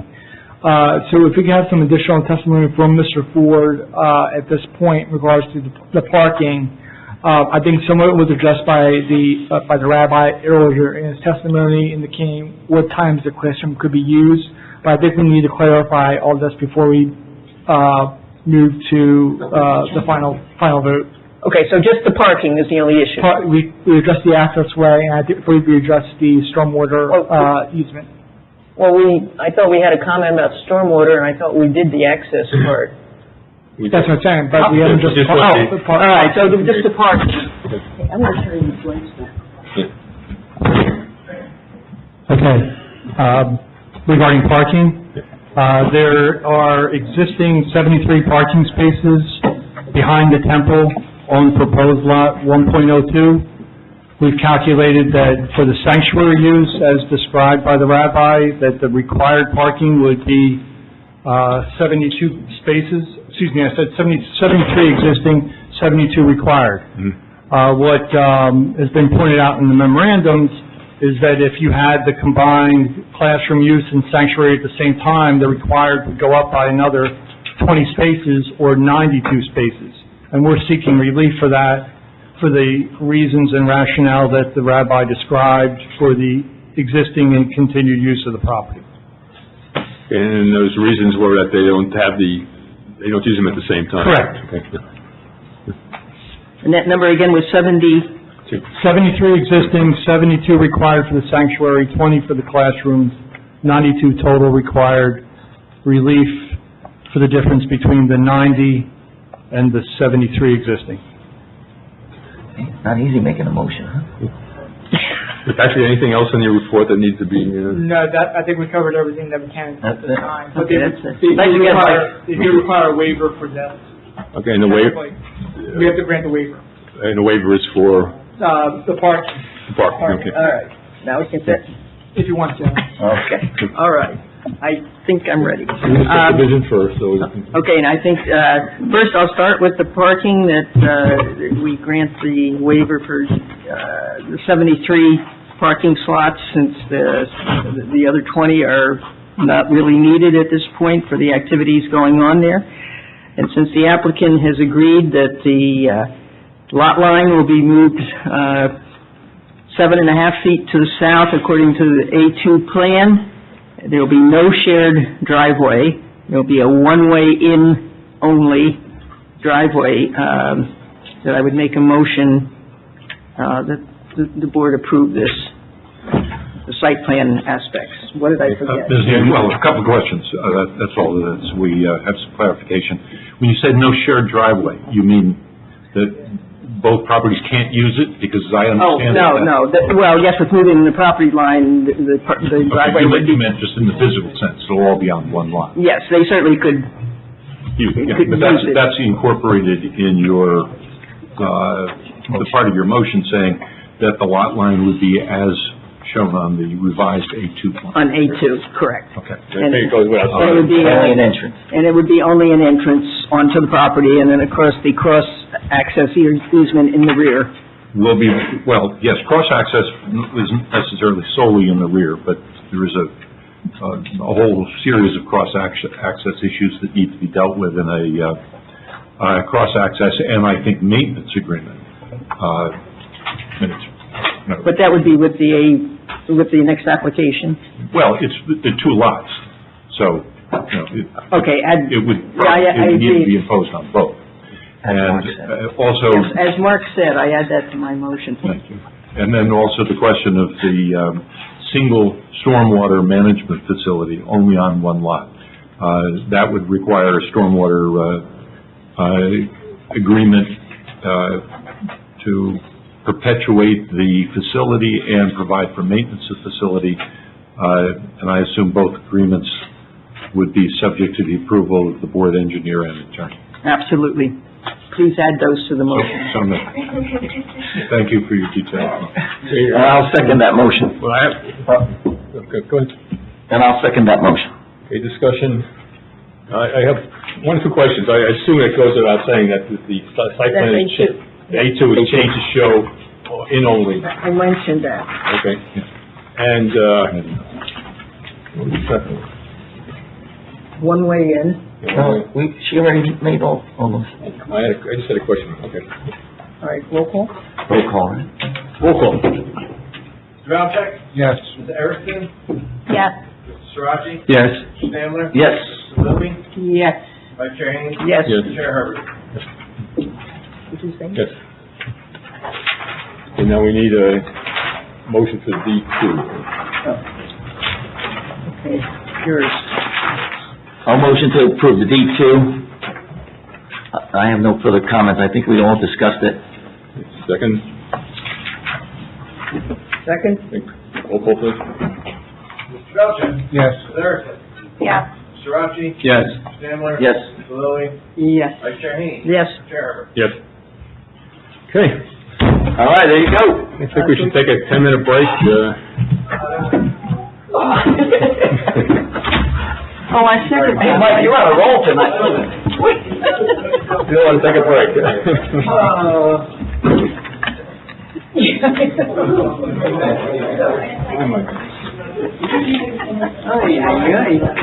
What a great quick year.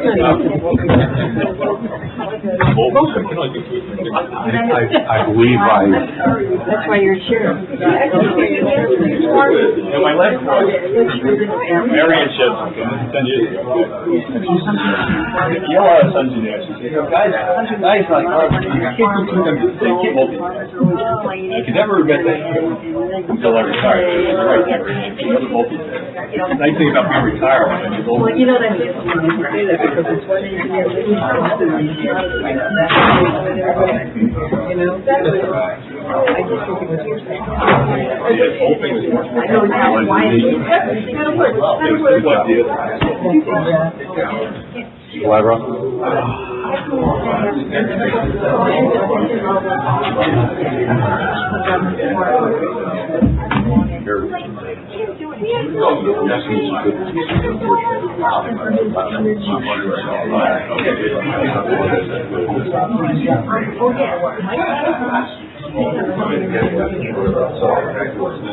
Petition tonight is IPPOS NJ Property Management K9 Resort, BA 1915.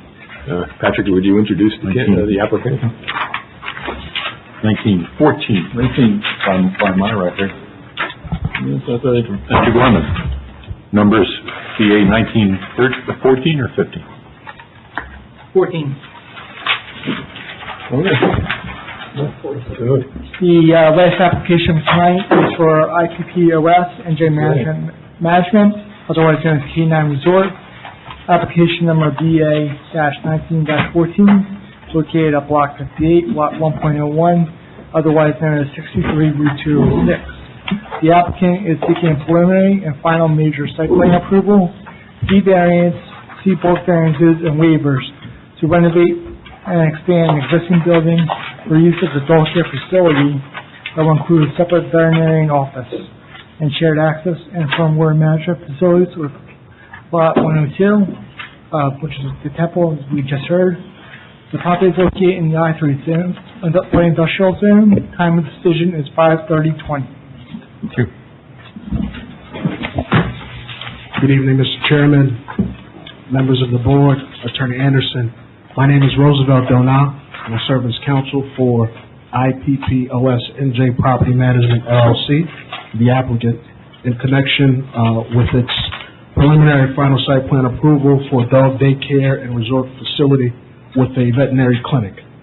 In connection with tonight's application for preliminary and final site plan, applicant seeks a D1 use variance, several C variances, and a number of waivers.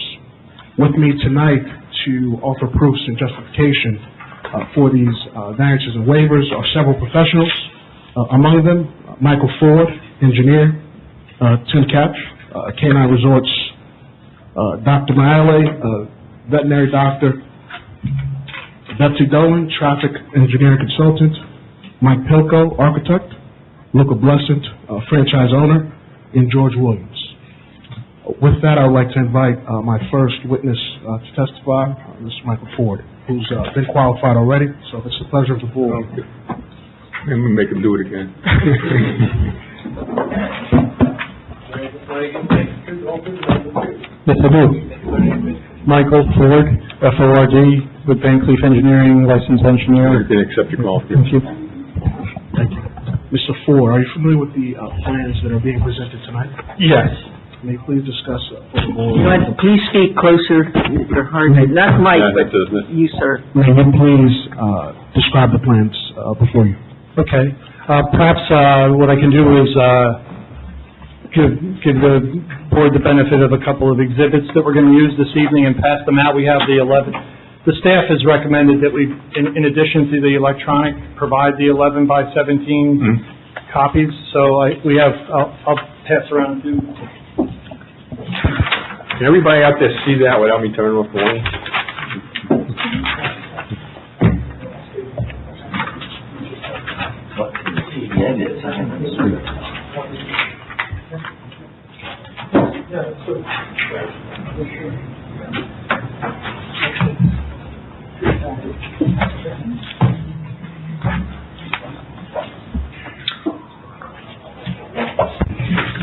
Can I describe them while I'm passing them out? Hang on, we need to get these marked. Mr. Gorman, could you provide one copy of each to the reporter so we get it marked, and then we can get back to the session?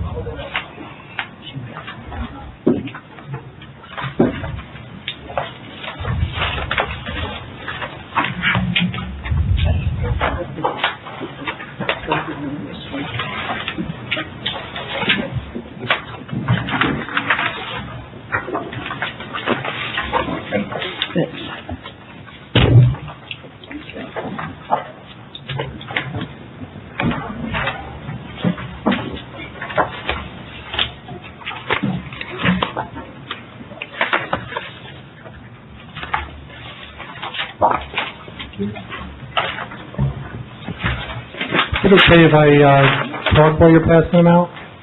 You want me to just describe what the exhibits are? What I'll call A1 is a 3-sheet plan set, which is the first page is a colorized version of sheet 2 of the site plans, which is the existing conditions. The second page in the A1 exhibit is a colorized version of the site plan. The third page, and that would be sheet 3 in the site plan set. And then the third page is a colorized version of an overall view of both the subject property and the temple property to the south of us, illustrating circulation patterns. And is it acceptable to call that A1, those 3 sheets, Mr. Anderson, or would you like them A1, A2, No, I have no A3? objection. They're stapled together as I've received them. It's fine, Okay. marked. And then, These do not reflect the change we made in the previous application. no, they don't. Yeah. We didn't shift the lot line on these. This is as submitted. And Mr. Chairman, if I may, the applicant is fully prepared to comply with the planner's report, engineering report, and has also conceded converting the driveway into a 2-way driveway. We're keeping it as a one-way in. He's conceded the 2-way conversion. Right. Okay. For the 1-way. Withdraw that. So this one is kind of not really Well, pertinent. no, actually, that one does show the proposal with just a right in, right out on that northerly driveway. The highlighted yellow, right?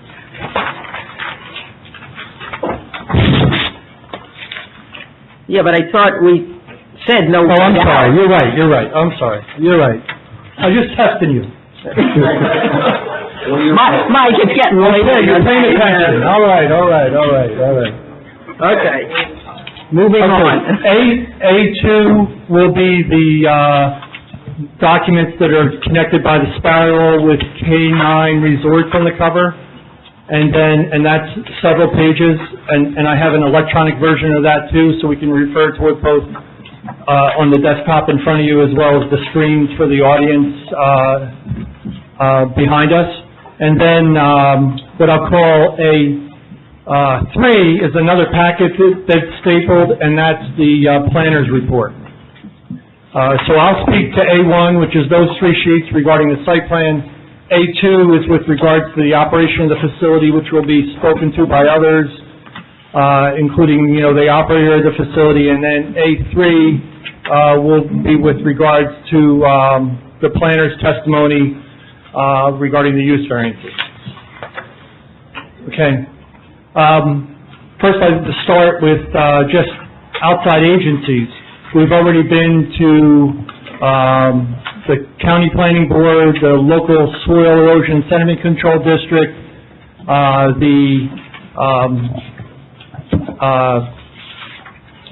DEP for a freshwater wetland presence or absence, and with regard to the Delaware and Marion Canal Commission, this is the one portion of Hillsborough, or one of the portions of Hillsborough that's not in their jurisdiction, so they're not applicable, because this drains to the north to the Raritan River and not to the Millstone River. Mr. Ford, if I may. And that is reflected on the Townships website in their GIS. Good enough. Thank you. Okay.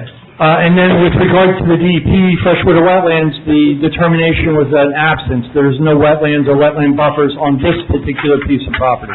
Okay, so it's the other property, yeah. The wetlands that were referred to in the prior application are to the rear of the temple, off-site and along that property line with the neighbors to the east. With regards to utilities, the existing structure is there. This is as Exhibit A1 shows, the existing building at the intersection of the Jug Handle and Route 206. It's connected to public water and sewer today, and those utilities will be maintained. What you'll hear in this application is our proposal is to convert that building to a different use. That is, I'll refer to it as a dog hotel, only because I want to be able to tell this board that in December I was before the planning board here in Hillsborough seeking approval for the first person hotel, like a human hotel in Hillsborough since the Days Inn, which was approved, and now I'm back before the Board of Adjustment for, I think, what is the first dog hotel in Hillsborough Township. Very nice, Mike. Thank you. In fact, and I'm kind of excited about this, and you hear testimonies, there's even TVs in some of these rooms for the dogs. I know you probably know the answer, but which is the higher nightly rate? I'll defer to another witness for that. So with the existing conditions, as we stated already, our access to Route 206 is one way in. We'll maintain that. We had initially sought to potentially expand that or change that to an exit as well. We've withdrawn that application, that request. And as was stated in the prior application, this plan, while it doesn't reflect it, we would shift, or I'll say, respect the shift in the lot line that was part of the approval of the prior application, which would effectively create this lot for which we're seeking site plan approval. So shift and comply, right? Correct. And then, again, I think this is connected to our prior application. We'll have those joint agreements with regards to drainage and access, because certainly by maintaining our driveway as an entrance only, we'll need to exit the property via the driveway south of the temple between your doctor's care and the temple. And that would require a cross-access easement. I'll go to A2 next. and that's the site plan. What's being proposed is the removal of the existing parking lot behind the existing building, and that would facilitate the ability to provide an addition to the existing building as well as an outdoor dog run area. The outdoor dog run area is highlighted in darker green closer to the jug handle, and the addition is highlighted on the second page of A1, which is the dark beige addition. The light beige is the existing building. Well, just to clarify, I thought you said this was A2. I'm sorry, you're right. Okay. Second page of A1. Okay. Second page of A1. You'll hear from our architect that in addition to adding on to the existing building will get a facelift. Some of those elements of the facelift include a minor expansion of the existing building, and I'm highlighting on the screen now. The portion of the building that faces the jug handle right now is about 7 feet from the property line. And that is an existing nonconformity for building setback. The building's not being expanded there, but because the facade of the building's changing slightly, we get slightly closer, about a foot closer to that property line. So that's one existing nonconformity that'll be slightly increased as a result of this application, and that's part of our application, the relief we seek. Why are you changing the facade? I mean, to make it look nicer. Okay, but nobody's going to see it because except those that are going on the ramp? Right. Okay. Yeah. All right. For light to change. Beautification. Okay. Correct. Oh, okay, John. Thank you. So with regards to site plan, when we remove the parking behind the existing building to facilitate the addition and the outdoor dog area, what we proposed is bring back that parking or a substantial portion of that parking by extending the existing parking along our southerly boundary. This seemed like a good planning tool. It immediately parallels that property line that we've talked a lot about tonight, and then connects up again with that driveway that'll be entirely on this property as a result of the shift of the lot line. Our increase in impervious coverage is de minimis. The additional or total area of disturbance is less than an acre. So as was pointed out in your board engineer's review, this project doesn't elevate to the point where it's a major project and require stormwater management and mitigation. That said, there was a request in the engineer's report to do further analysis for verification of the capacity of the existing drainage that's on this property that is shared by both this property and the temple, and we would agree to do that. In fact, I'll state at this point, with regards to the engineer's report, there's not any element within that report that we wouldn't agree to comply with to their satisfaction as a condition of any approval this board may grant. We also received, and we made a visit to the Environmental Commission, received a report dated February 26, 2020, and that required some documents to be provided to the Environmental Commission or for the Environmental Commission records, and we would agree to do that as well, and I've actually already cited many of those documents with regards to outside agencies. We have a January 24th letter after our visit with the Townships Board of Health, and we would comply with their request regarding this application as well. And we also received a December 9th, 2019 report from the Chief Fire Marshal, who lists some half a dozen comments, and we would agree to address all those comments to his satisfaction as well. Mike, a question, and I don't have that right in front of me. Was there any discussion of sprinklers where the dogs are kept? There was a request in the Fire Chief Marshal's comment that if we had sprinklers, which I believe we do. Oh, okay. That's the building. And we would provide a FDC, the Fire Department connection, for the suppression system in the building within 50 feet of a hydrant. And we have a hydrant directly out in front of the building as well as along the southerly driveway. Good. So we'll comply. The human hotel is sprinklered and so is the doggy hotel. Well, I would hope so. This is important.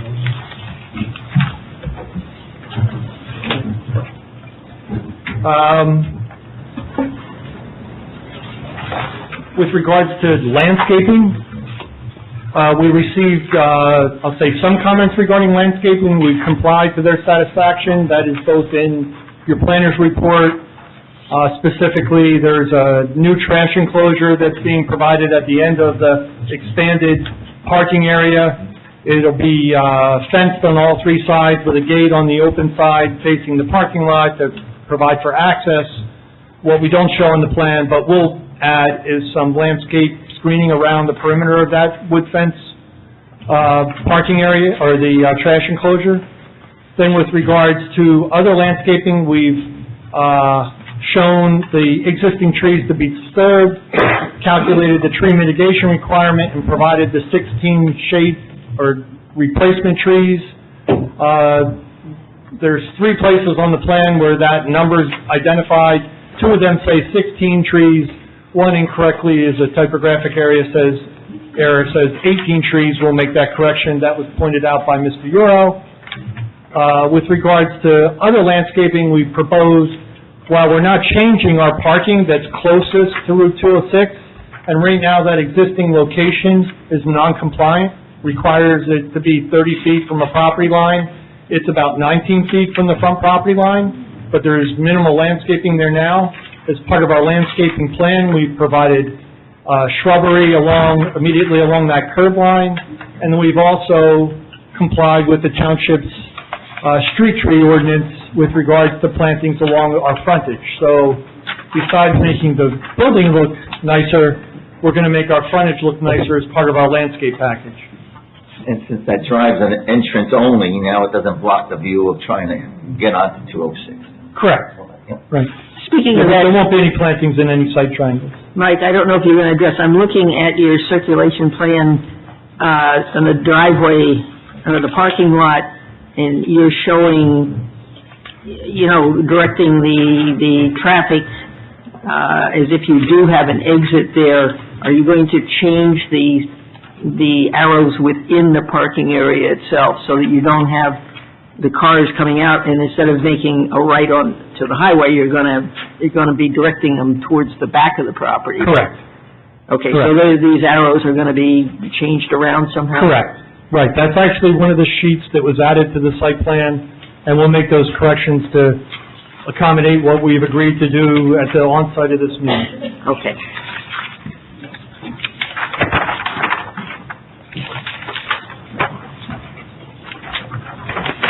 Okay, without belaboring the bulk variance issues, but just highlighting them, nothing new, I think, is part of what's been discussed already. We have the non-conformity, and now I can call it an existing condition of the lot size being under 2 acres, the setbacks to the property line for the existing building, the location of the parking stalls in proximity to a property line. The existing parking stalls are 10 by 18 spaces, as the ordinance requires 10 by 20. We've continued that waiver request along with the access aisle within the parking area being 25 feet wide, whereas the ordinance technically requires 30 feet. There's also and we're in the I-3 zone. I think at one point there was discussion about the I-2, we're in the I-3 zone. There's a buffer requirement in there which requires actually 100-foot setback from a parking area to a property line, and I've already stated we're at the existing condition of 19 feet. We're not proposing to add a loading area. There's a technical requirement that we need relief for the ordinance requirement of 1 loading space. We have a traffic consultant and speak detailed to that, but I'd say to the board, this is typical with many sites where the deliveries are not tractor trailers, they're not there very long, they're box trucks, UPS, FedEx, deliveries. Mr. Ford, just to elaborate on one of the waivers that was being requested, it was for the 100-foot buffer requirement.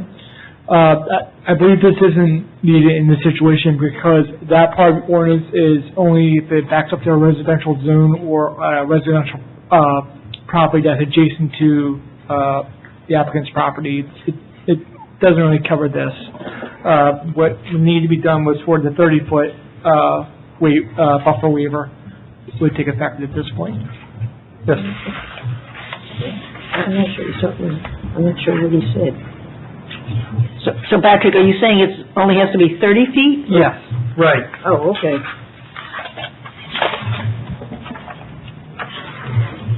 Yeah, 30 feet is required and 19 feet and 19.5 feet are proposed. If I'm correct, Mr. Ford? Yes. There is some relief with regards to the proposed signage. There's a signage plan that was provided as part of the application. Mr. Maskey's report, while we're speaking to planning issues, states the relief on page 5. We're allowed 2 signs. There's some semantics with regards to the primary sign being a maximum of 40 square feet, whereas we're just under that, but our primary sign is actually going to be facing our parking lot.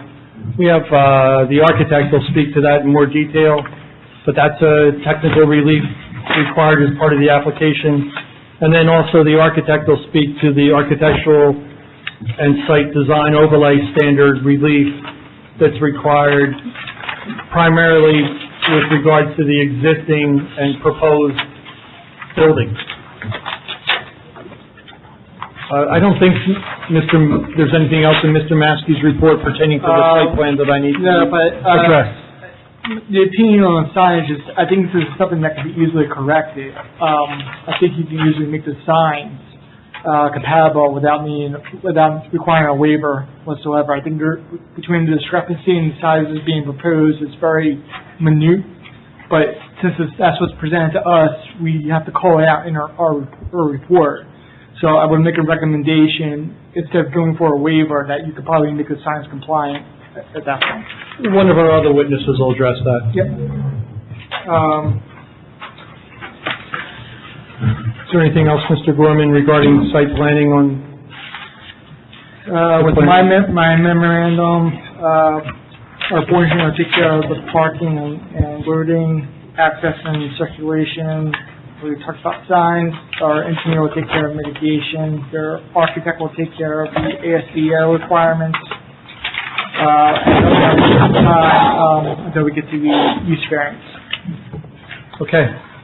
I'll go on to Mr. Euro's report dated January 2nd, 2020. I'll just highlight the items that either need to be discussed or relief is being requested. I've already gone through a number of the relief items already. We comply with all the technical issues and requests for site plan changes. One item I'd like to highlight is with regards to site lighting. There was a question as to first whether page 3 in A1, that's the proposed site plan, whether we would have lighting within this outdoor dog run area. We didn't identify any pole-mounted lighting in that area, but there is going to be building-mounted lighting in that area. That would be, and I'll let the architect and the operators speak to the timing of when that lighting would be on, and we would reflect that lighting on the site plan. With regards to the parking lot lighting, I think there's a technical waiver because there's a maximum average of 0.5-foot candles, but I think actually we've experienced this on a number of applications where I'll say perhaps the town's lighting standard is not up with the more LED, well-balanced lighting, so our max average is just under a foot candle. So we're not asking for relief for less lighting, we're asking for relief for slightly greater lighting in our parking area. There's no excess lighting and spillage onto any of our neighboring properties or out onto Route 206. I have no objection to that waiver. You're under a book handle still, so it's still minimal level.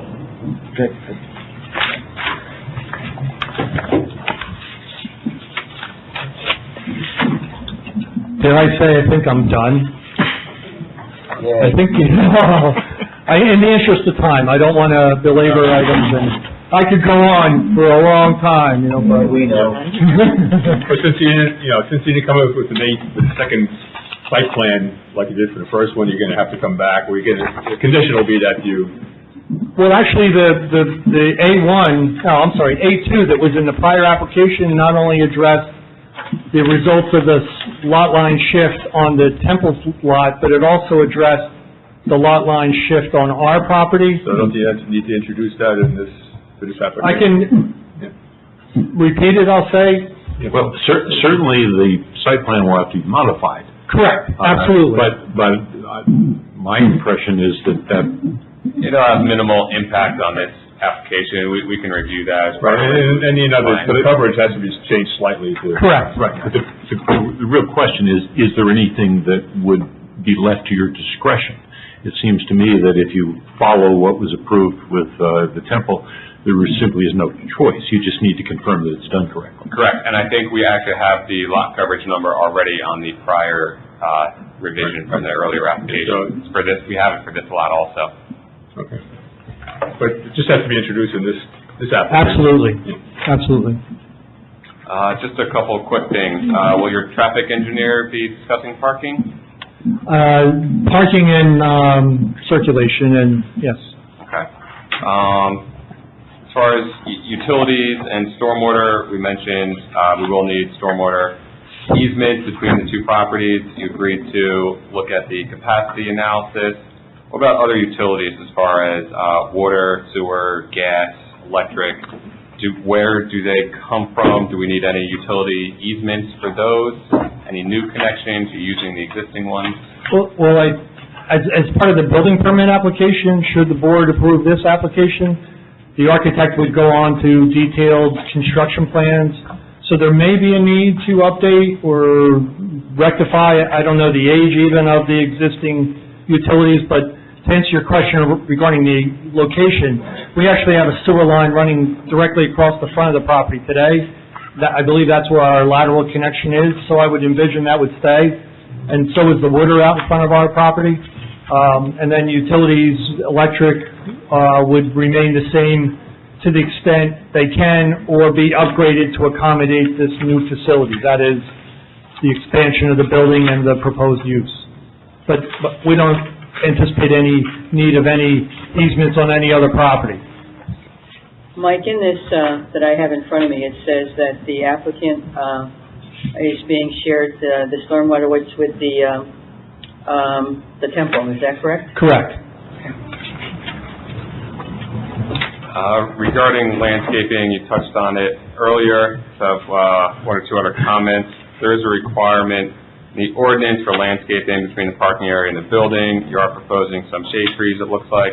Any thought given to some foundation plantings or shrubs along the front of the building? Shall comply to your satisfaction. And what we're referring to is between the parking lot and the new building, there's a green area. Right now we identify, trees in that area, and what's been suggested is some foundation plantings, and we'll provide that. Thank you. It does look like the tree mitigation requirements have been met on this site. Correct. Regarding lighting, just to clarify for the record, there was a note about retail lighting. There's no retail at this site, correct? No, you can cross out the word retail, and the hours are, as suggested there, is the lights would stay on, about a half hour after everybody leaves the site. But there would be, and there'll be testimony about the operation and use of the facility and how the lighting would work by others. That's all I have at this time. Questions from members of the board?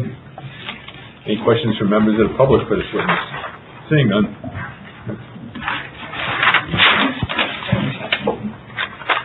Mr. Chairman, I I would like to invite our next witness up, Betsy Dolan, traffic consultant and engineer. The whole truth and nothing but the truth. Yes, I do. Can you state your name? Elizabeth Dolan, D-O-L-A-N, Dolan and Dean Consulting Engineers, 181 West High Street in Somerville, New Jersey. Ms. Dolan, would you please, for the benefit of the board, discuss your educational qualifications? Yes, I have a Bachelor of Science degree in Civil Engineering from Rutgers University. I've been practicing in the field of traffic engineering for, I think, almost 34 years now. I'm a licensed professional engineer registered in New Jersey, New York, Pennsylvania, Delaware. My license is in good standing. And I am testifying as a traffic engineer for the applicant. Thank you. Are you familiar with the report you're prepared to discuss tonight? Yes, we submitted a report, traffic and parking statement dated June 25, 2019. For the benefit of the board, may you please discuss your findings in the report? Certainly. I'd like to start by saying that I've been studying canine resorts since 2006. They opened their first facility in Fanwood, Union County, and that is where I live. When they first went for a parking or a building expansion, I studied parking, and since that time, as Canine has become a franchise operation, I've gone back to the Fanwood site many times, restudied, and so the basis of the traffic volume projections for this use and some of the parking testimony that was just questioned comes largely from having studied that facility routinely over many years. The proposal for the site here in Hillsborough is a daycare capacity for the canine resorts of 120 dogs, which is a little bit higher than the 90 at Fanwood. So the numbers that we've collected at Fanwood were prorated by that increase of about 33% in daytime operation. And you're going to hear operations testimony later, but the busiest times at canine resorts are traditional weekday morning and evening peak periods when folks are dropping off and picking up their pets just as they do their children at a daycare. But it's a much faster turnover. Parking is usually 2 minutes, sometimes less, because all of the registration is done before the dogs are brought for routine daycare. So they're brought in, they're brought back out to the car. It's a very, very quick activity. And so the numbers... How is that done? I'm sorry? How is that done, that pre-registration that you just spoke about? Well, they're going to have operations testimony after me, but Okay. But it's all done midday. You know, there's an appointment made, and all of that contractual work, credit card payment, and so forth is all done so that each pet is registered, and they can then just be brought in by the owner, brought into the building, and then left, and then similarly when they're ready to be picked Is that up. electronically, or? That I don't know. That I don't know. There's a management system, and the operator will discuss. Yeah, I think they're the next witness after me. So, for the anticipated maximum daycare attendance, 120 dogs, we're estimating in the morning peak hour 76 trips. That's the total of the inbound and outbound, and 69 in the evening peak hour. It's a little less because pickup seems to be over a few more hours than the drop-off. What page do you want on your... I'm sorry, I'm on the top of page 4. It's table 2, trip generation projections. And so, reading from left to right, it says canine resorts, 44 entering, 32 exiting for a total of 76 morning peak hour trips, 36 entering, 33 exiting for a total of 69 evening peak hour trips. And just refresh my memory, how many total parking places are there? Let's see, there's, I think, let me just get to the right number. 32 parking spaces are proposed, and that includes 2 handicap spaces. For the vet clinic, which is a small portion of the building, we use the standard ITE numbers applicable to the building area, and we estimate in the morning peak hour 5 entering and 1 exiting for 6 trips. In the evening peak hour, 2 enter, 3 exits for a total of 5. So that puts our total morning trip projection at 82. and 74 for the evening peak hour, and of course, during all other hours of the day would be less than the activity, the projections in this table too.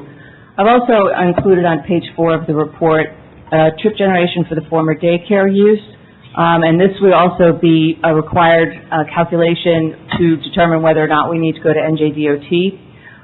So what we're showing on, by comparison of tables 2 and 3, is that the new use will generate approximately 18 more trips during the morning peak hour and 10 additional in the evening peak hour than the former use. DOT requires that even if you don't touch a driveway, if you generate more than 100 trips in an hour, you need a new access permit. So we're falling well below that. We don't require a DOT permit. We don't require a DOT analysis of adjacent intersections or even our driveway. And now that we're leaving the driveway as is, which is one way in, we do not need to go to DOT. If it were modified to two-way, we would need a permit for that, but that's not happening. So question, since the drop-off times are so short, how come the enter and exit numbers aren't very close together? Because you probably have some more employees entering in the morning. If you look at the evening peak hour, they're a lot closer. So I think that has to do with a little bit more employee activity coming in the morning. I do have an attachment. It would be the very last page of the document that shows the inbound and outbound flow based on the counts the most recent counts collected at Fanwood. And you can see, one vehicle entering every minute or every couple of minutes. And in no case did we ever record more than 2 vehicles coming in. But these numbers are 33% less than what this site would be. That's right. That's exactly what we did, is we took the daycare enrollment of 90 at Fanwood and prorated them to the 120. But that's not showing on this particular chart. No, this was how the vehicles arrived and departed over the course of the peak hours at Fanwood, and the total volumes were prorated. I think there was a question about talking about parking, and again, the turnover is pretty quick at these canine facilities. Again, you're bringing the dogs in and out faster than bringing children into and out of a daycare building. We had a maximum parking demand in Fanwood of 14. When we prorate that, we get 19 for the canine resorts here. And by the ordinance, we require, I think it's 18 for the 3 exam rooms that are proposed in the vet clinic. It's my understanding that we'll be reducing that to 2 exam rooms in the clinic. You'll probably hear some testimony from another witness about that. So that helps to reduce the theoretical parking demand. But as I said, we've got a total of 32, so I think it's a very comfortable parking supply, particularly considering now that we're going to be reducing the vet clinic from 3 to 2 exam rooms. So yes, the study and the numbers are largely from having studied the Fanwood site, but I do believe that the site has a comfortable parking supply. It's away from that circulation aisle leading directly from Route 206, so you have a little less activity through the main parking aisle because people will be then exiting now further south into the site to exit back out onto the state highway.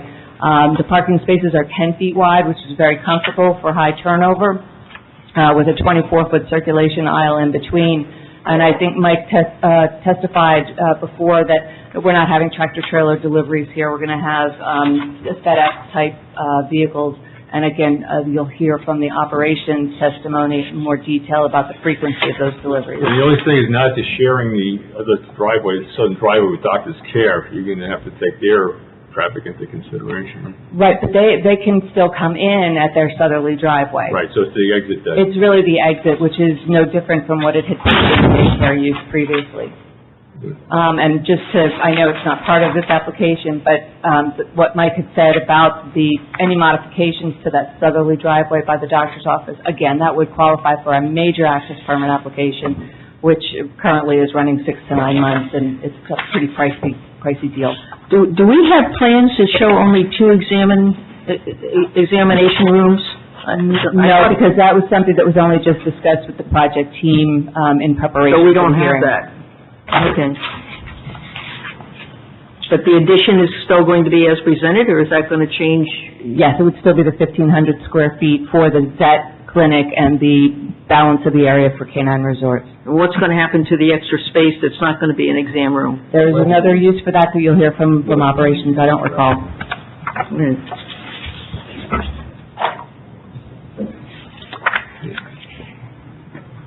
So that's the summary of my Any report. questions from members of the board? I did. The Fanwood location, does that also have a vet clinic in it? No, it doesn't. There's some other uses nearby, but it's just canine resorts. Okay. So that would affect the traffic numbers as well. Oh, yeah, I did include separate estimates for the vet clinic, yeah. But I wouldn't think that the vet clinic would be any place near to drop off a daycare. No, I wouldn't think so either, but we did include separate estimates because it is a second use at this location. And there are set standards for the vet clinic portion of the site that we have included. It's just we're somewhat relying on their traffic engineer's testimony and expertise with the other... The actual canine resort operation? Doggy daycare, whatever we want to call it. And it seems like she does have a good amount of experience in that. It is somewhat of a newer type activity, so there aren't set standards for this, but based on the testimony provided, the experience, and the number of spaces provided, it does appear that the 32 spaces would be adequate for the site.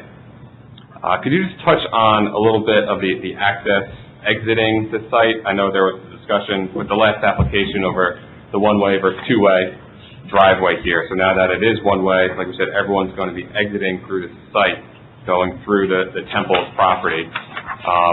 Do we know how this use would compare to the prior uses, and is there any concern with overlap of the uses? I'm not exactly sure of the temple's services, but sometimes I think they might have Friday night services. Is that going to overlap any issues with pickup from the daycare, doggy daycare Friday nights? Well, as I had maybe mentioned too quickly, the prior daycare use, of course it's not there, so we couldn't count it, but we used the ITE numbers to generate 64 trips during both the morning and evening peak hours. So this is a slight increase, 10 to 18 trips over what had previously operated there.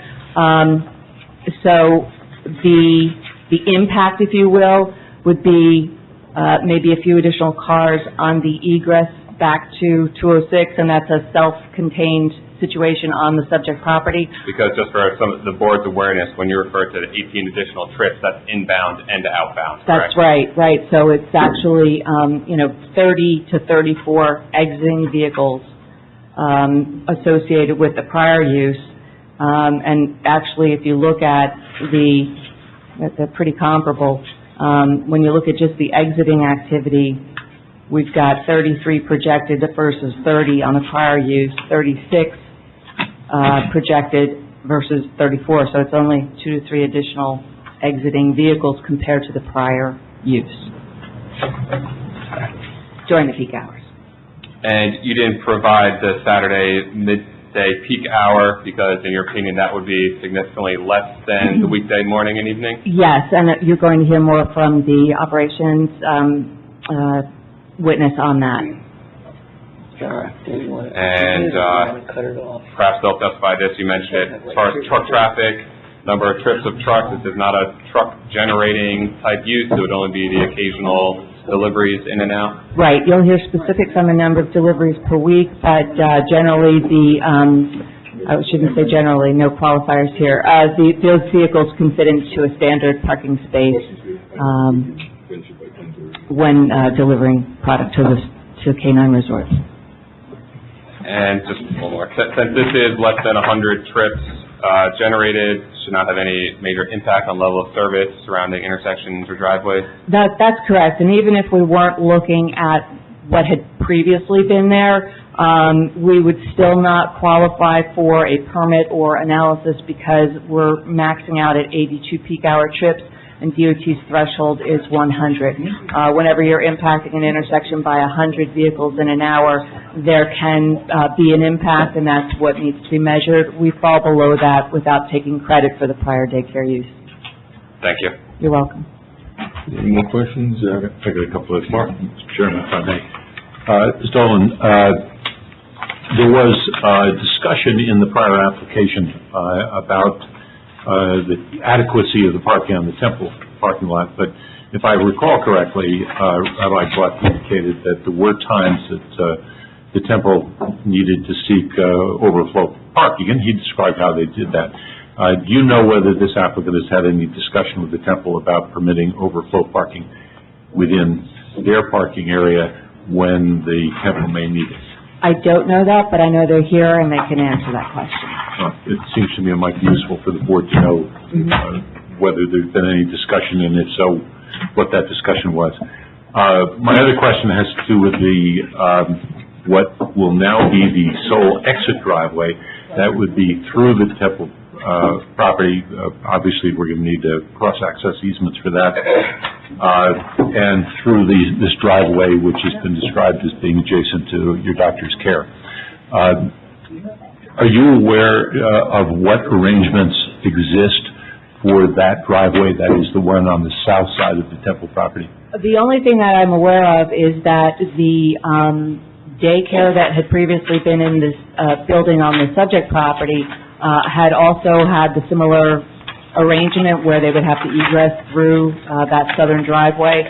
So again, that's not something that triggers a DOT permit, but as to the specifics of any easements, I don't know that information. All right. Well, my question is really directed not at DOT, but whether the owners of the property south of the temple are on board with this. I mean, there's a change in use. There will be a change of some kind. I mean, your testimony indicates not an increase in total traffic over the prior daycare, but certainly a change in use. My question is, does the applicant need permission from the owner of the doctor's care property to permit traffic from this different use? That I don't know. Mr. Dodd, have you inquired into that? Do you know anything about We haven't inquired as to... Okay. Looking at the clock, I'm foreseeing that this application won't be completed tonight. It might be useful if you could inquire into that. I have no idea what arrangement, if any, whether there's any formalized arrangement even with respect to that exit.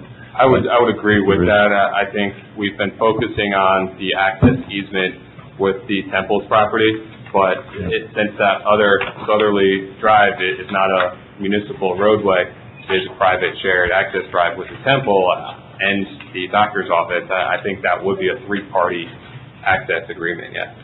Seems to me, yes. So I think we need to at least understand what that is. Mr. Anderson, if I may, if you're finished. Those are my only questions. Okay. A few questions from the planning standpoint. This is once a whole site where the temple controlled the daycare facility at that point, and it was later abandoned.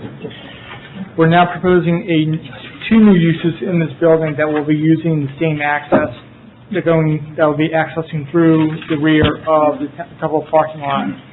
When you're doing your calculation, can you please clarify for the board the peak times that were used for your analysis, please?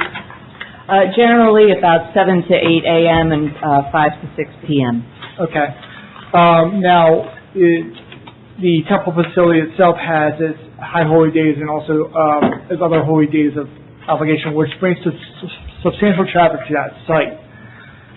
Now, considering looking at the hours of operation in this property, is there going to be a conflict of a stacking of vehicles or pedestrian conflicts with traffic going across this easement during those peak times?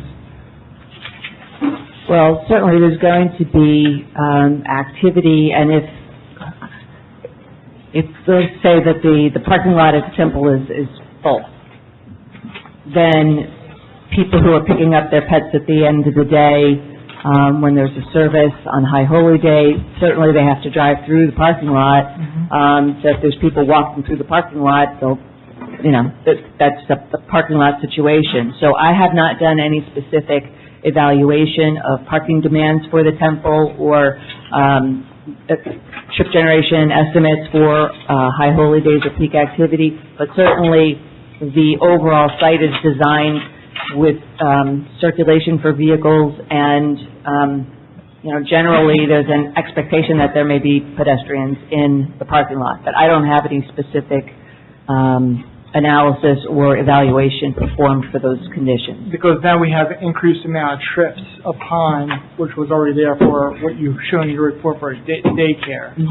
The key I'm getting at is that there's going to be times that things are going to be could be more intense for both properties at the same time, which poses more conflicts. Essentially, two things that I'm concerned about by looking this morning after the change of the easement is the circulation through that lot and the stacking of vehicles either coming in or out of the property. Well, I think in any peak situation at the temple, when there's everybody leaving, there's a queue on the driveway. So that's going to happen whether or not there's another use here on high holy days. There's just going to be, when it's busier, you're going to wait longer. And in this particular setting, you have to wait for the traffic signal changes to the south to give you a gap. So the negative is more queuing on site. How much more as associated with the canine and the vet clinic is about 30 more vehicles in an hour. Okay. So that would add to the queue, but it's all contained on site. Okay. And one final question is that we also have forgotten a little bit about the classroom element at the same time, which will have different hours of operation than the temple, as testified by Mr. Ford earlier, that the use will not conflict. Do you see any problem with that at that time also? I'm sorry, with which time? The classroom times. Let's say typical classroom times, since we don't have that information in front of us. Yeah, I mean, if that's pick up and drop off in the morning and afternoon, I think that there may be some common activity during the morning, but if it's afternoon dismissal, that's more in the 2-3 o'clock time frame, then the evening peak here would be after that. But again, I don't have any specifics as to that operation. Okay, that's maybe something. These are two issues you may want to look into as you go. Okay. I have a question. I don't know, Mark or Patrick, with the shared driveway for exiting, that's between your doctor's care and the temple. Now that this is subdivided into a different lot, how does that approval or affect the exiting onto a shared exit driveway between your doctor's care and the temple? That's the point that Mark brought up before. That's what I'm hoping that the applicant will provide. And I point out, it's not, at least as the site plan has been presented, it's not strictly exiting from that driveway on the south side of the temple property. At least as it's drawn, there's an indication that people could come into the temple and even up to the K-9 facility by entering in the southerly driveway. The applicant may want to speak to that also, particularly after looking at whatever arrangement exists. I have no idea what the limitations are.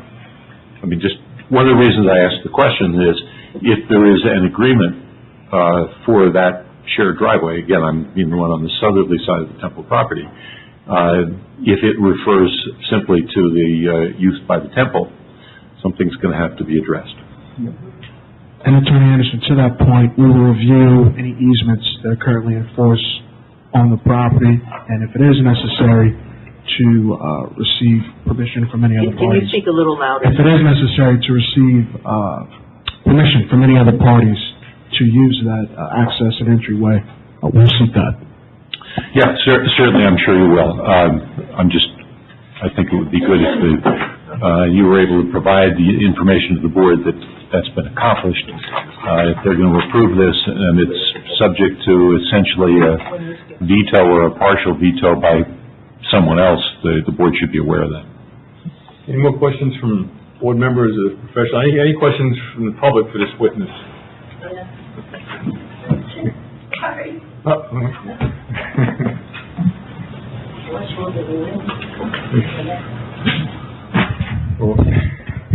Okay, Susan Delaford on Club Road. Did you say 32 parking places? Yes, Okay, that's for the vet clinic and for the canine resorts? that's correct. You said there was a 2-minute turnover? I said that some of the vehicles may park that long, some of them shorter, sometimes a little bit longer. Okay, veterinary clinic, my experience has been you can spend an hour at the vet window. That was for canine, that wasn't for the vet clinic. Okay, so the 32 spaces are for both, but your timing and your statistics were only for the resort?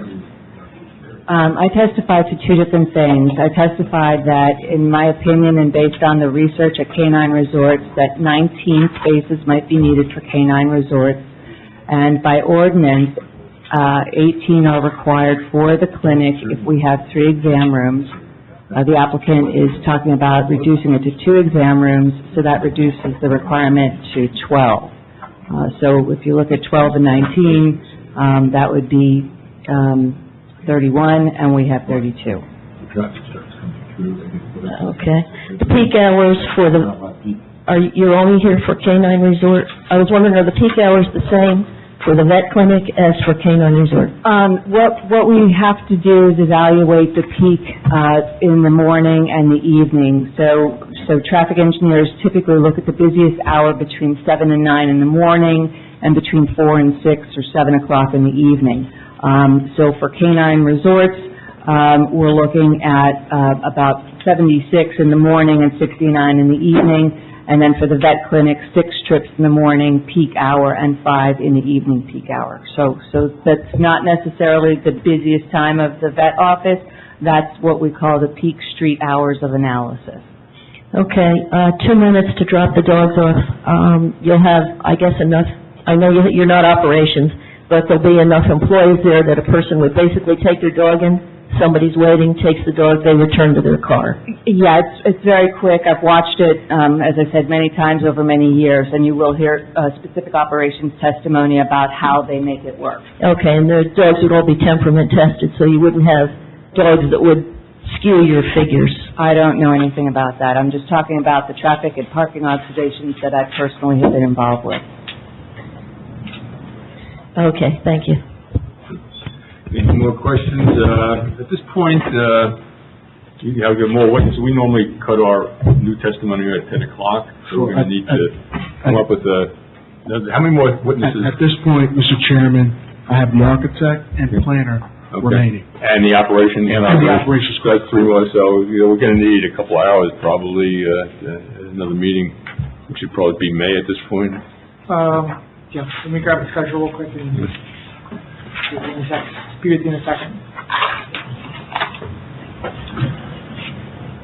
Just we have a big application on the April meeting. Yeah, May's open, June's open at this point. We may have one smaller use variance application from May that might get put on. Patrick, what is that one? PSE&G, we just received materials from them today.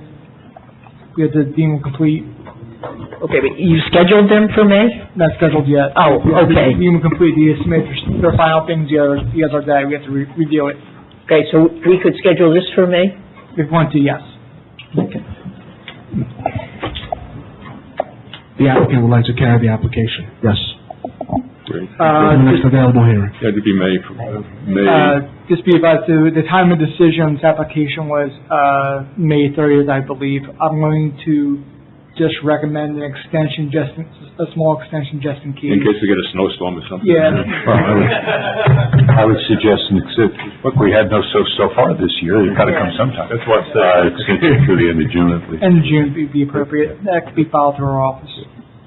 And then you have to one for them. So you're going to approve the TOD till June? Sure. We'll provide you with the form. I don't have it on yet. Patrick, you put this on the May? Yeah, we'll put this on the May agenda. Are you there? What is that date? May 6th. I'm sorry? May 6th. May 6th? 7 o'clock. So that's without any notice, further notice? No further notice. Well, that is presumably the applicant's request, but a decision for the board. Motion to Motion to carry this to May 5th meeting? Without notice. Second. Without notice? Without further notice. And I second it. All in favor? All in favor? Aye. Come on, Frank. And members of the public that are present, who may have received notice of this application, you will not receive further notice about the May 6th meeting. This is your notice that it's carried to May 6th. Okay. Motion to close. Motion to adjourn? Motion to adjourn. Those in favor? Second. Those in favor? Aye. We always got it.